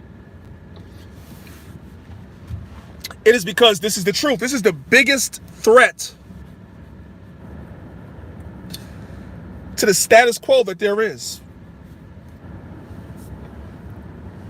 this movement. It is. And that's why everybody's at war with it. That's why everybody is going out their way trying to debunk and trying to defame and trying to tear down in whatever way they can this awakening. Because this is the threat. Some of these people are just moved by Satan, period. That's just what it is. And yes, some people are gatekeepers, correct, that have been put in place to come against this movement. Yes, I believe that. You have people that sit down and are being taught talking points against this movement, and then they show up online, and some of these people even come together. That's the crazy part, right? I'm just gonna say it, right? How do you have? I'm just gonna say it, man. I call her the screaming banshee. Her name is Cherry Love. I call her the screaming banshee, right? Here it is. You have somebody that's against the Bible, like Garfield, right? And you will team up with Garfield, who hates the Bible, to come against Israelites. Think about that for a second. Would you ever see an Israelite teaming up with somebody that's an atheist to go against somebody else that believes in the Bible? I wouldn't team up with Garfield to go against a Christian. Why would I do that? As much as I don't like Christianity, as much as I know Christianity is a lie, their foundation, for better or worse, is the Bible. Why would I team up with somebody that's against the Bible to go against somebody that believes in the Bible? Who does that? But the Christians are doing that. They're teaming up with people that are against the Bible just to come against us. Are you telling me this is not the truth? Why are we such a threat? Because we're taking their members. That's why. We're taking their members. So this movement is the threat. And don't get it twisted. Don't get it twisted, family. Yes, you're seeing people so-called leaving the truth. I don't know. Let me just say this in case One day, let me just message to anybody that's listening that in the future you might leave this truth too. Here's a message for you. If you're on the fence, here's a message directly for you, whoever you are. You're not special. You're not special. What do I mean by that? We're not greater than Yahushua HaMashiach Christ. And we're not greater than his apostles or the apostle Paul or others. We're not as great as those men were. And all those men had people that abandoned them and abandoned the truth.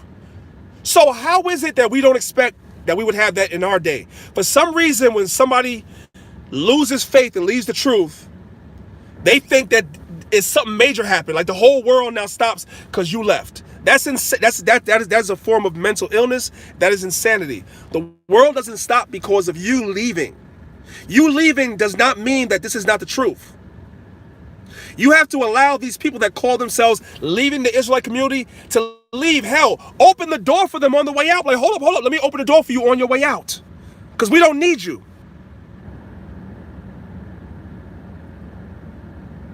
I keep telling you, man, you read the book of Titus in the Bible, Titus went off. And so did Demas. They was with Paul for a dispensation of time, and then they went off. So if people left the truth during the time of the Apostle Paul, of course people are going to leave the truth during our time. That's to be expected. So don't let these people doing these videos, why I'm no longer an Israelite, that shouldn't affect you, brothers and sisters that's still in this truth. You should expect it. If you read your Bible, you would see that that was happening then. When you read 1 John, the 2nd chapter, John, the apostle who walked with Christ, Christ's favorite apostle, the disciple who he loved, speaks in 1 John, the 2nd chapter about men that left the truth during his time. Remember? It says they went out from amongst us. That it may be made manifest that they were not of us. For had they been of us, they would have what? No doubt continued with us. What is he saying? There were people that were with him, that believed, and then they stopped believing.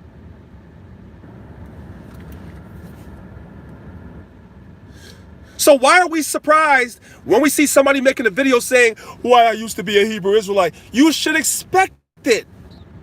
That which happened aforetime is what? For our learning. So you've seen it happen before, you're going to see it happen again in your time.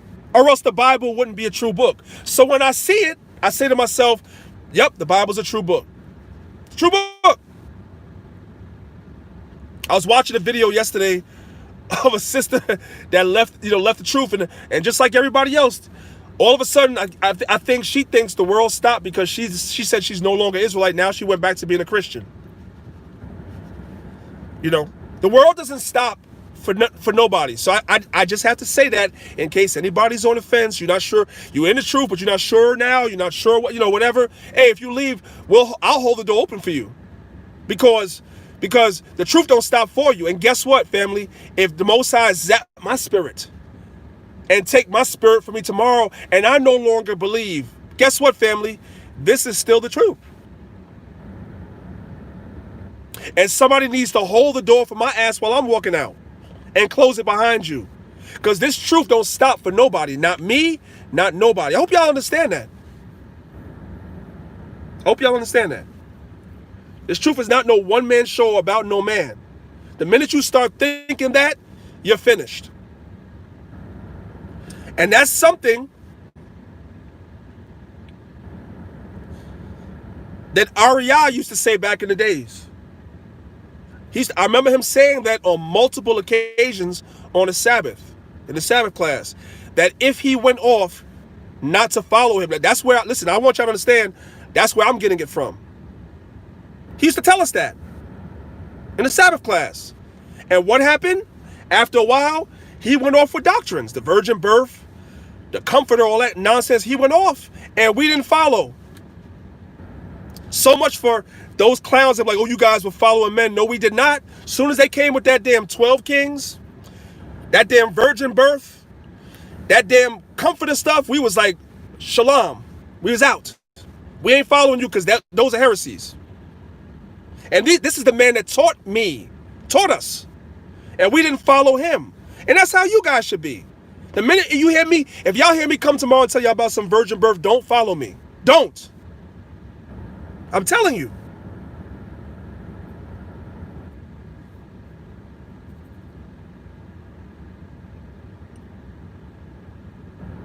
But there's war against this truth.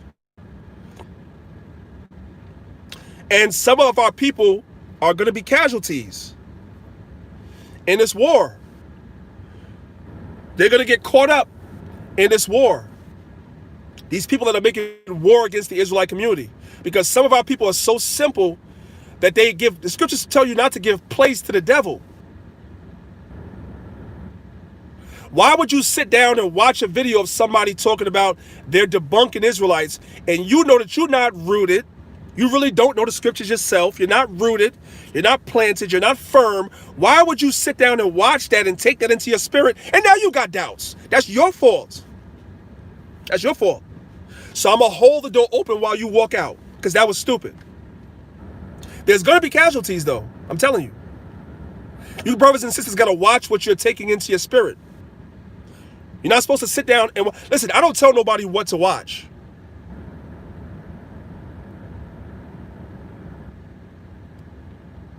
I don't tell people what to watch. But I will give you advice that you shouldn't be watching everything and everyone. Try a spirit by the spirit, man. You hear somebody teaching and everything, compare what they're saying to what's written in that Bible. And if it don't match, leave them alone. Don't let your curiosity get the best of you, because that's why some people are falling out this truth. Their curiosity gets the best of them. They're watching videos they shouldn't be watching. They know that they're not rooted, and they wind up going off. But that's the Most High just weeding them out. That's all. Because when you're rooted in this truth, you cannot be moved. The Bible says in Psalms chapter 1, it says, he shall be blessed is the man that walks not in the counsel of godly, nor stands in the way of sinners, nor sitteth in the seat of a scornful. But his delight is in the law of the Lord. And in the law he meditates day and night. That means what? Studying to show yourself approved. You meditate day and night. And when you do that, the Bible says you will be like a tree planted by the river of water. You ever seen a tree that's by a river? The roots of that tree are strong. You can't move it. It's much stronger than a tree that's further away from the water.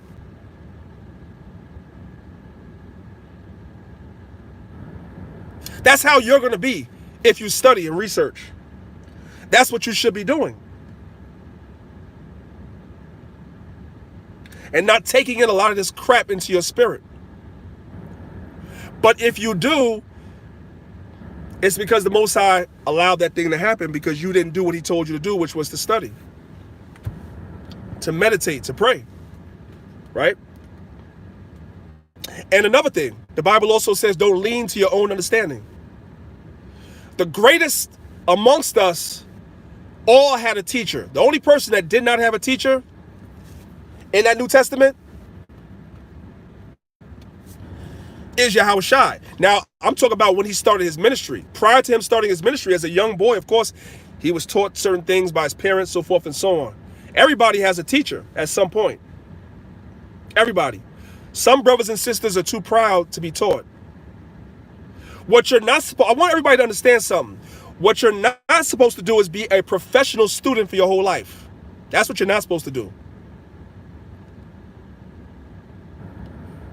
And no good leader would want somebody sitting up under them for their whole life. Like you want a fan club. No. Everybody should be taught the foundation, the basics. You learn it, and then you increase, and the spirit will open up more things to you. But everybody starts off with a teacher. So when I hear brothers and sisters saying, well, nobody taught me, I learned this in the spirit, you's a liar. You're a liar. You learned something from somebody. I don't give a damn if you watched the video. I don't give a damn if you read a book. If you read it from a website, you still learn from somebody. Stop playing. But you're not supposed to be a professional student. That's the key.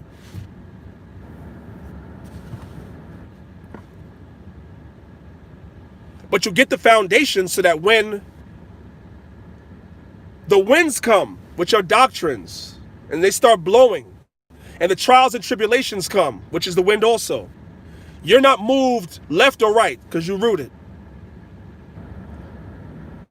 When somebody that you love, that you and them is in this truth together, and that person loses faith, you don't go off with them because you are rooted.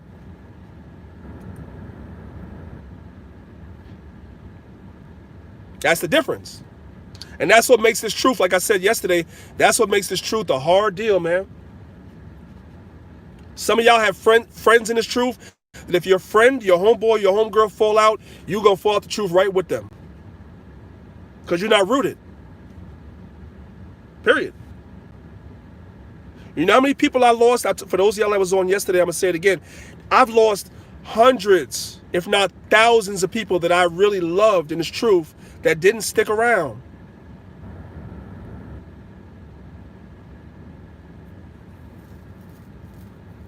You could fill Yankee Stadium with how many people that I met in this truth in my almost 30 years in this truth, and the majority of them are not even in the work no more. The majority.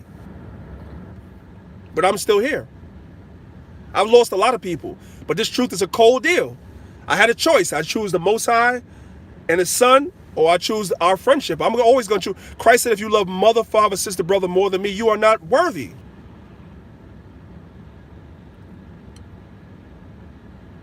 So that means that when I start seeing certain things, I got to let you go. I got to let you go. And I've done it over and over again. And it's true. It is what it is.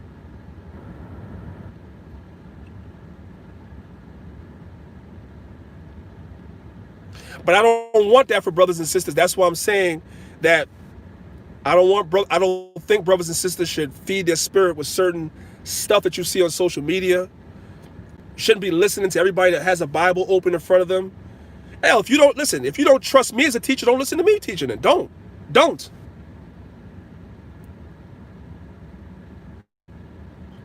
But you got to stick with something and stand for that. That's my point. Stick with something and stand for that something that you find and stand with it. And that's it.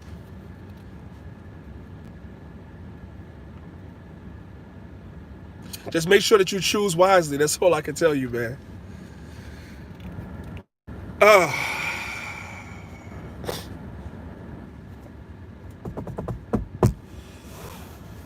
Let's see.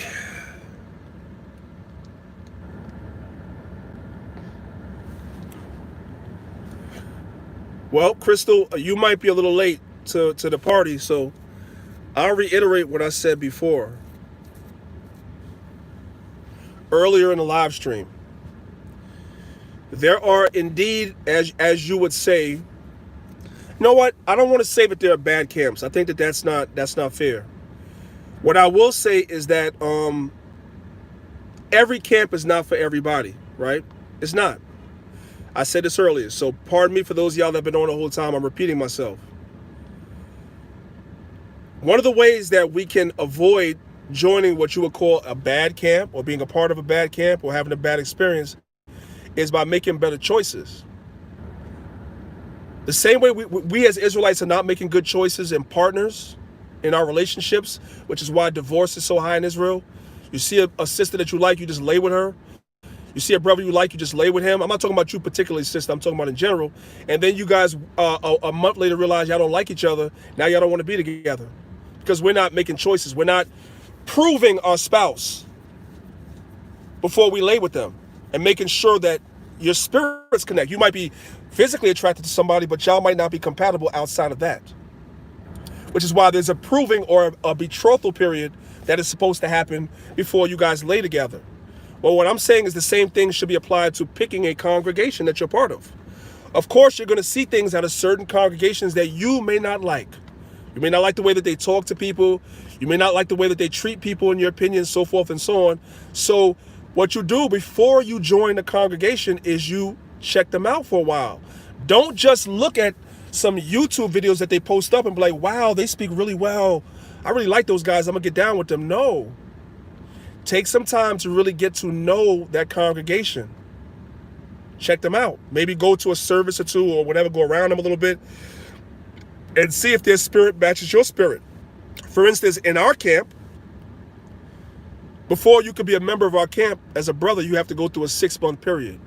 The 6-month period is us checking you out and you checking us out to make sure that we match. Okay? That is something a lot of brothers and sisters skip. They don't do that.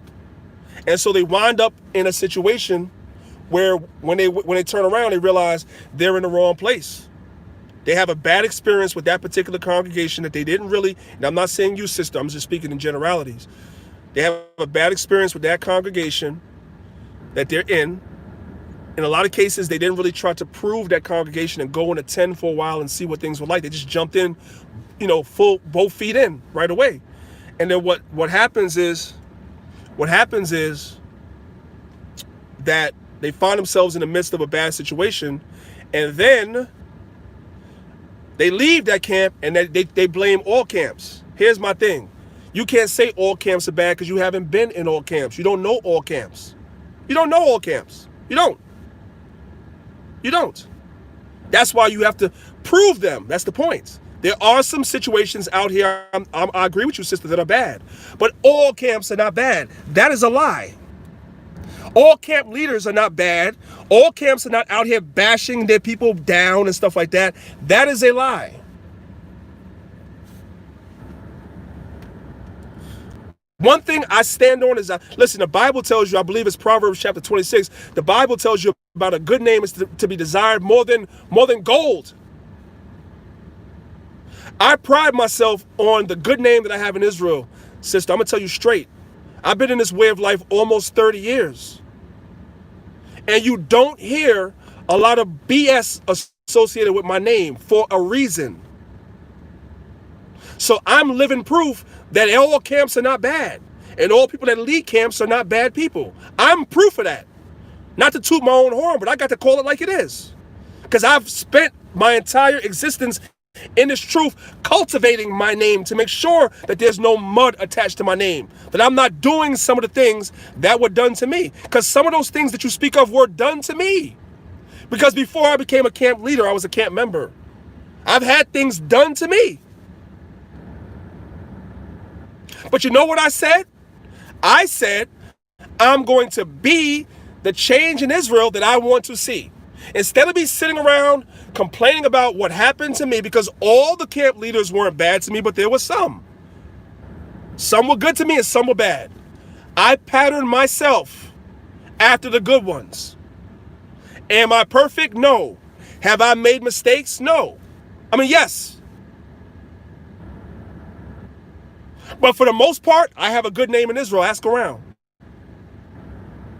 So this notion of all, and I didn't say you said it, but this notion of all camps being bad is a lie.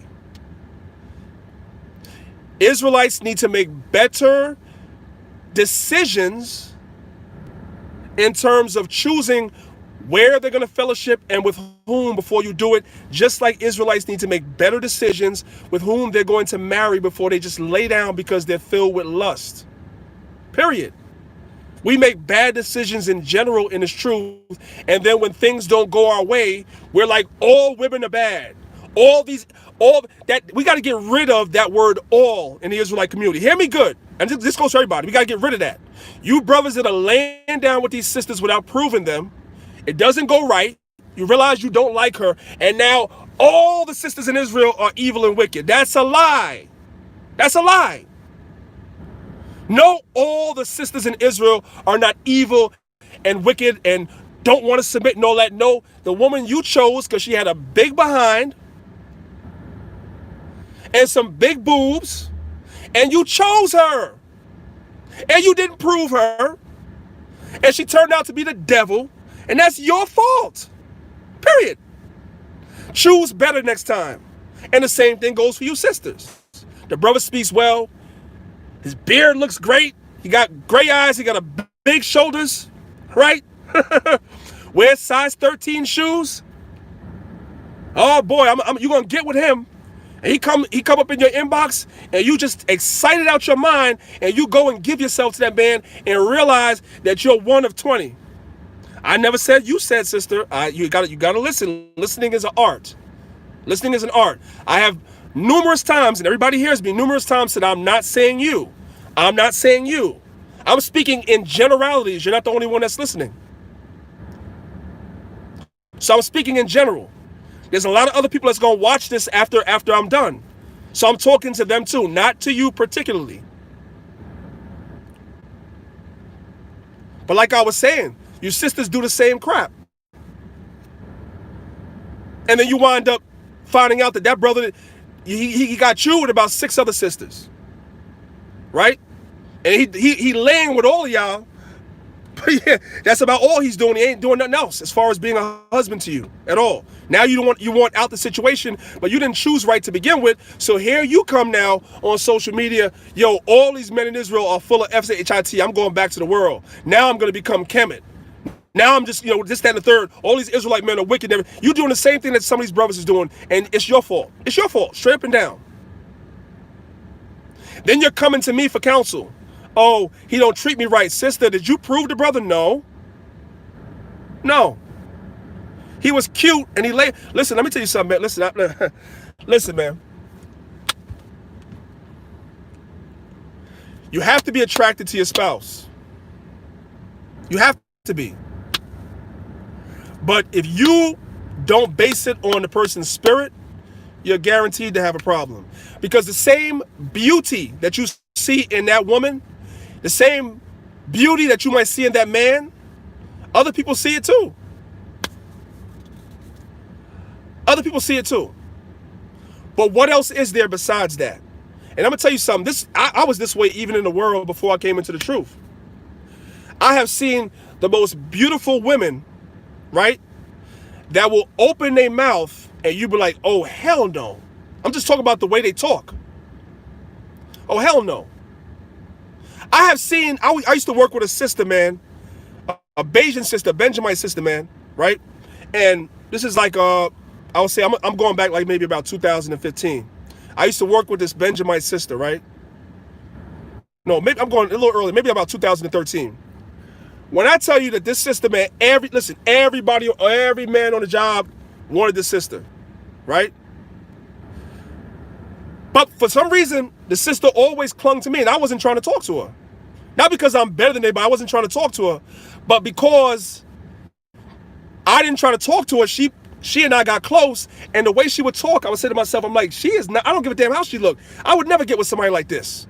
Because when you get to know a person, that's when you see the real them. Not their representative, the real them. This chick had a manly spirit. You couldn't tell. She looked feminine as hell. Everything about her was feminine, but she had a masculine spirit that you didn't really realize was there till you got to know her. And the problem is that the average dude is going to sleep with her first because she looked good, and then find out later that you practically got a man. She got all the woman parts, but her spirit is the spirit of a man. Straight up. Because you don't ask no questions, you don't choose properly. That's what's happening in a lot of marriages in Israel, which is why a lot of them fail. And the minute that they fail, the men say all the women are bad, the sisters say all the men are bad. That's what's going on out in the world. We're supposed to have come away from that and repented from that, and now this is going on here in Israel, which is crazy. But guess what? I'm not doing a marriage show today. Let's take it right back to congregations. That's what's going on with congregations too. That's what's going on with congregations too.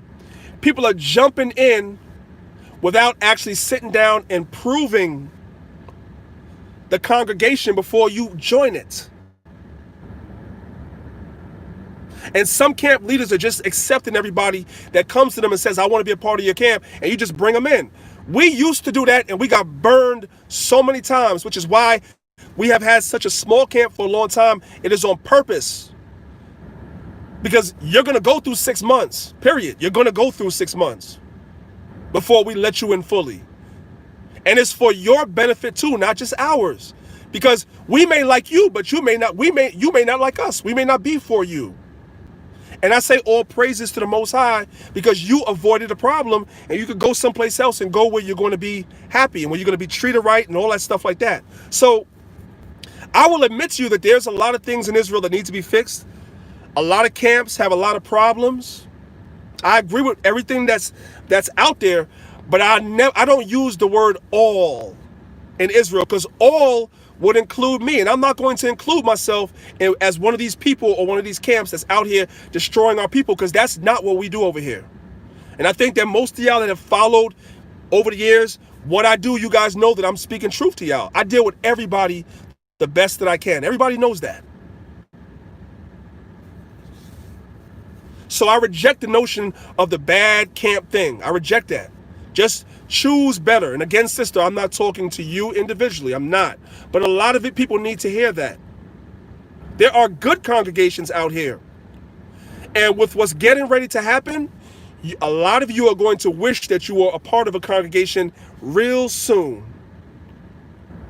Real soon. Because I'm telling you, man, it's gonna come a time with these famines getting ready to happen, with this martial law getting ready to come, and all this stuff is getting ready to happen. There's gonna come a time where you are going to need to be a part of a network of people in order to survive. I'm not asking you, I'm telling you, you're gonna need that. You're gonna need it. It's gonna be virtually impossible to get through what's coming by yourself. You're going to need to be around like-minded people to get through what's coming. So you're going to wish that you were a part of, not you particularly, sister, but just in general, a lot of y'all are going to wish that you were a part of a network or a part of a congregation. I'm not encouraging nobody to go out and join nobody. I never have. Listen, y'all, I don't promote my own camp. This is what I had to tell somebody yesterday. I don't promote my own camp on here. I only tell y'all about the academy because people ask me, what am I doing? What do we have? A brother came to me the other day and asked me, what do you guys have? I need something to go through that's structured. That's why I'm telling y'all about it. I have not asked none of y'all. I got almost 17,000 subscribers on this channel. I have not asked none of y'all to join. Never. And I never will. Because if you wanted to, if it was for you, you would ask. You don't ask, that means you don't want to. Okay, cool. We still cool. Let's keep it pushing. So I'm not telling nobody to join nobody, but what I'm telling you is you will wish that you were in a minute. Okay?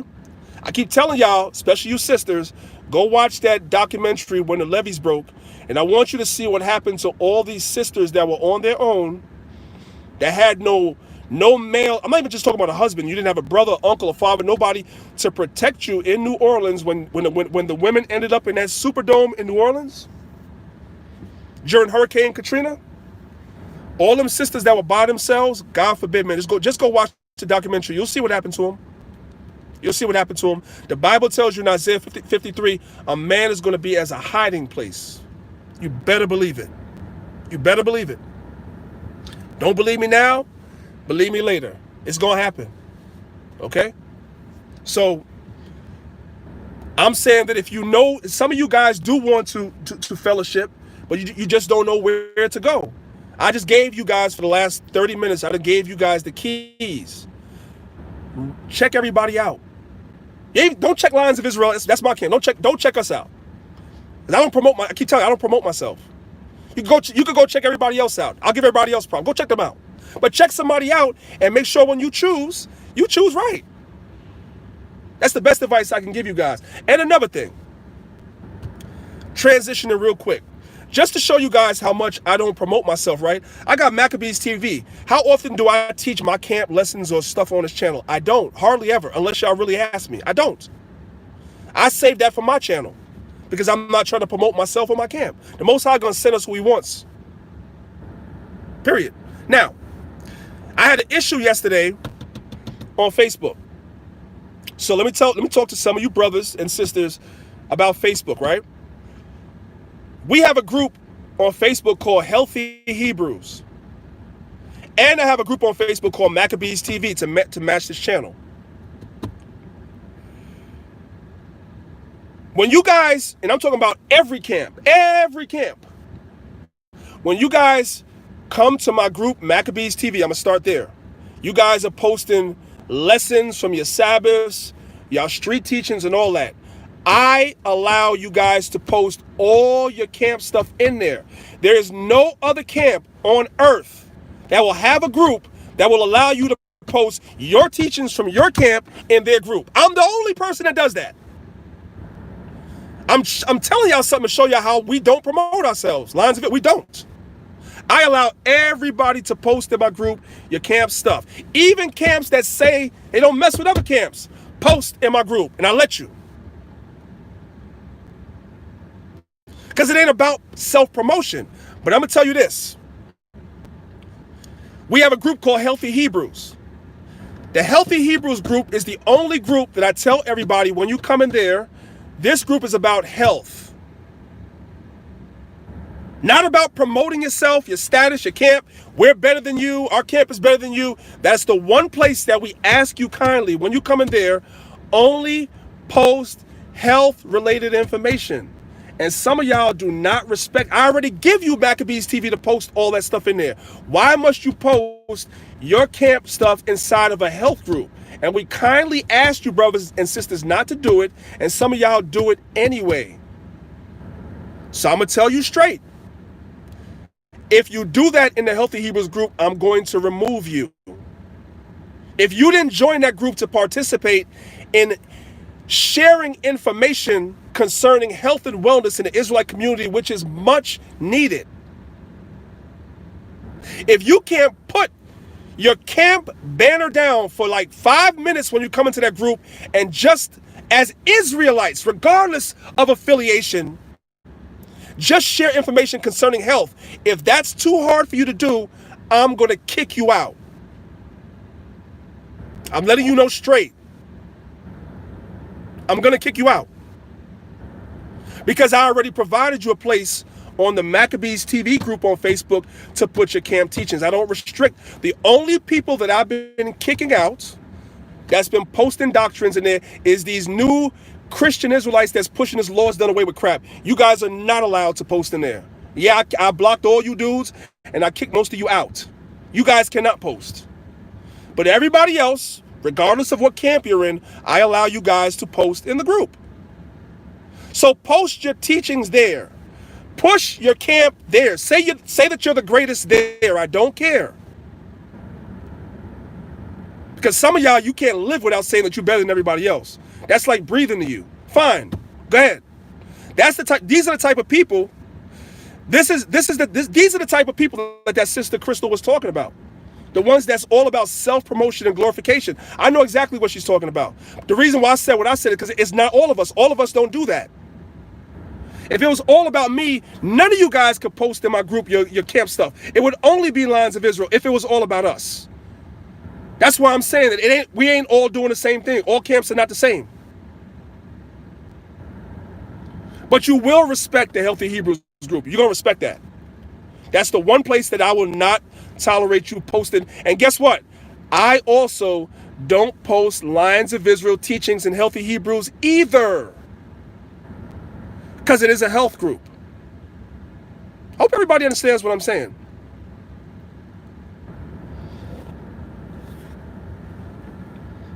And don't inbox me talking about why was you blocked. You know why you was blocked. You done put something in there with some breakdown of some scripture or whatever in the group that I told you not to do it. I always direct you guys to come to the Maccabeestv group. I moderate about 7 to 8 groups on Facebook, right?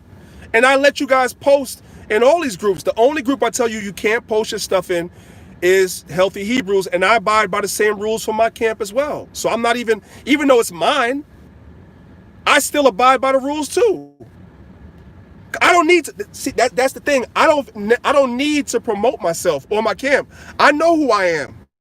And I know what I contribute. I know what I can do. I ain't got to toot my own horn or promote myself. Some of y'all feel like you have to promote yourself. Fine, and do it. Do it. I ain't a hater. Do it. Just don't do it in Healthy Hebrews. That's all I'm asking. All right. So before I go, is there anything anybody else wants me to talk about? I always try to give y'all a few minutes to answer a couple of questions if you guys have questions. If not, I will be going live again later on this evening. So if you don't have questions now, then you can ask them later. But if anybody has anything that they want me to touch on real quick before I go, I will.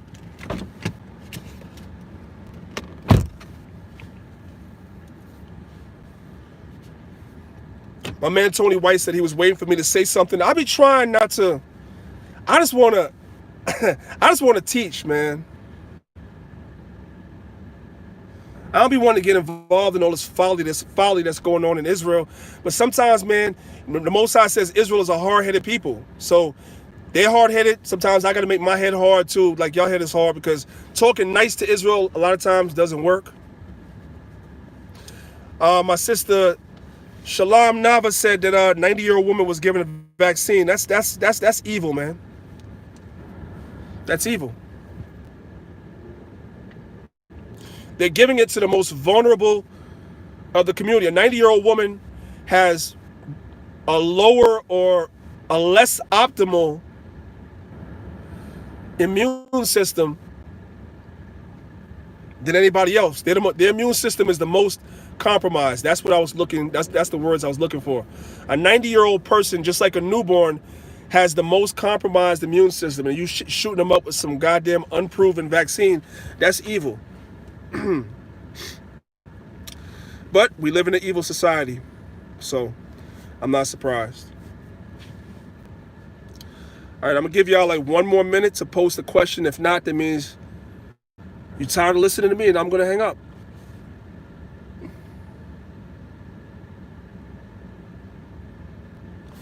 I'm mad that I didn't get no free parking today.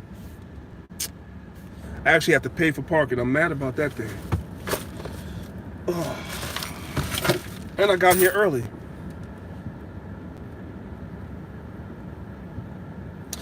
Yeah, Deontay. So England was the first country to approve the vaccine, and as I've been stating, Pfizer Pharmaceuticals is the company that Pfizer Pharmaceuticals is the company that's come with the vaccine first. It's a simple YouTube search for y'all. I already did a video on it, but it's a simple YouTube search. Go and look up all the lawsuits that Pfizer has settled with these vaccines and other things. Hundreds of millions of dollars, if not close to $1 billion. Lindsay Ross, you see my channel? It's Maccabeestv, right? It's the same as the email. So email me at Maccabeestv@gmail.com. Maccabeestv@gmail.com. If you want to speak to me directly, our camp phone number is 877-53-LIONS, plural with an S. 877-53-LIONS. Again, 877-53-LIONS. If I don't pick up, it's because I'm at work. But outside of that, I'll pick up. Or you could email me at Maccabeestv@gmail.com. But let me know who you are. Put that in the subject matter so I know who you are, so I don't skip the email, because I have a lot of emails in there that I skip over. It's so many. So if you put like a subject matter to get my attention, I'll open up that email immediately, and I'll contact you. You know, leave me your name, your phone number, whatever it is that you want me to contact you, and I'll definitely try to contact you personally. I do have a correspondence department in our camp that's going to be activated soon. I want to have as much personal contact with the people. Like, I don't want to be one of these people that you can't. There's a lot of people, even in Israel, you guys can't talk to. You got to go through somebody to talk to them. I have endeavored for years not to be that way, but it becomes more increasingly difficult because you guys are with me. A lot of you guys are with me in my journey. You guys see I work crazy hours. I work 2 jobs. I got a lot of shit going on. So it becomes more and more harder for me. Like, when I am home and I do have my free time, I'm going to be totally transparent with you, brothers and sisters. Sometimes I simply just don't want to talk because I'm just tired. I just don't. And I know if I get on the phone with some of y'all ain't going to let me talk for like 5 minutes and get off. Y'all going to want to talk. And I want to be respectful because teaching is my first job, even above my slaves, right? So I do have a correspondence department that I'm activating, and I'm still going to deal with you brothers and sisters one-on-one personally, but they're going to kind of organize it a little better, because right now the way I have things set up is very disjointed. Like there's a couple of brothers that are mad at me right now that probably would disagree with everything I just said 10 minutes ago about me having a good name, not because I did anything wrong to them, but because they gave me their information and I was talking to them, and I kind of lost contact with them. Not because I didn't want to, but it's just because I got all this shit going on. You know what I'm saying? And so I kind of lost contact with the brothers, or when they were available, I wasn't. When I was, they wasn't. It was like phone tag, and brothers got offended, like because they wanted to, deal with, Lions of Israel. They wanted to do it, but they was dealing directly with me. And I had a conversation with my camp this weekend. I'm the worst person for them to deal with. And even though I'm the person that you're watching, I'm the person that you're listening to, I get it. But in my camp, I'm the worst person for you to reach out to if you really want to have like a ongoing conversation, because I don't have the time. It'd be better. So what I'm going to do is I'm going to have my brothers in my camp kind of be like correspondents to kind of help me organize things in a way where brothers that are really sincere don't fall through the cracks, because I know those brothers are mad at me right now. But it really was a sincere just thing where we're on two different schedules, and I should have done this a long time ago. Because it's a problem that I have, and I'm going to put my brother on the spot. It's a problem that Hashar has too. We'll put ourselves out there and say, this is a problem that he and I talk about all the time in terms of corresponding with the people that, a lot of y'all come to me looking for Hashar. Where's Hashar? When is he going to do this? When is he going to do that? And I keep telling y'all, listen, bro, the brother has his own things going on too. And he has some of the same issues I have in terms of he would like to correspond with y'all, but just his schedule is tough. Like mine's is. But I tried to do it, and I'm putting myself out there. Like, I never told y'all I was perfect. I've tried to do it myself, and I'm fucking up because I've offended a few people that were reaching out to me, and we was talking, but then things get lost in my schedule, and then these individuals turn out being mad at me. So I'm saying that this is not the way to go. I gotta set up like a correspondence department that can organize it better for me so that I don't offend y'all, because I'm not doing it willfully. But some people know my schedule and will still get mad at me anyway. Which is why I think some of the other leaders in Israel, you can't get to them directly. You have to go through their men. I see why. I'm trying not to do that. But y'all gotta have some patience with me too. Please. You know what I'm saying? Because this is not easy. You know what I'm saying? When the Most High, makes it to where my personal business takes off, where I don't have to work two jobs, or my business is going to where I only have to work one job. That's my goal. My goal is not to work two jobs. I don't love this thing. My goal is I have a business that I'm running in hopes that my business could get to a level where I don't have to work two jobs, so I could have more time for my people. I don't have time for my camp half the time. They'll complain. Some of them are in here. They'll tell you. I know Zachariah. I just saw him in here. Zachariah gave me a whole bag full of books. I think I had that bag for about a year. I'm supposed to underline all the fine points in the books, these history books he went on. I'm supposed to underline all the points in the book for the brother so he don't have to read the whole book. I think I had that bag for almost a year. I have not gotten through all those books yet. So it ain't just y'all, it's him too. You see what I'm saying? And it's because I'm my schedule. But my camp has patience with me. I'm asking y'all to do the same, man. So you guys could call 877-53-LIONS. You could email me. But I will be taking time to personally one-on-one deal with the brothers in the academy every Sunday. I'm dealing with y'all one-on-one personally. Like that's not gonna fall through the cracks. So if y'all brothers want to sit there and be a part of that, I already told y'all, email me. Let me know your name, your phone number, you interested, whatever like that, and I'll deal that. As far as my sister goes that wants to talk to me, call that number, 877-53-LIONS. Email me, Maccabeestv@gmail. Put attention in the subject matter and put your name, whatever like that, and I will definitely be looking out for that email at some point today or in the near future, and I'll make sure that I get back to you. Okay? So I think I did my duty. I did a live yesterday morning. I had to take down because YouTube was giving me all types of problems. I think I'm good today.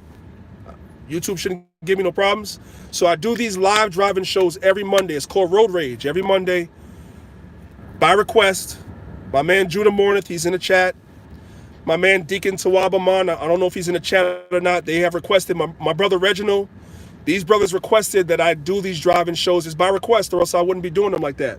So I'm going to do them every Monday. The only reason why I did one this morning, because I had to take down the one from yesterday. All right? It's only going to be every Monday, unless there's something I really, really need to get off my chest, then you'll get another one during the week. If not, I usually listen to music or watch videos on my drive in the morning to wake myself up. So I'm not doing these every day. All right. Also, I'll be live again. Okay, there it is. See, hey, you speak about a brother. He pops in. There he is. I'll also be going live this evening. You know what I'm saying? Bringing my brother, one of my brothers on the show. He wants his time to come before the people and give y'all some powerful information. So I'm gonna go ahead and let him bring it out, drop it. So y'all could be looking out for that live this afternoon at some point. I don't know when, but it'll be this afternoon. So with that being said, family, I love y'all. Thank y'all for supporting. And as always, as I say, if you have not hit the like button, you are off. You need to repent and believe the gospel. This is your brother, Priest Dan. I say shalom.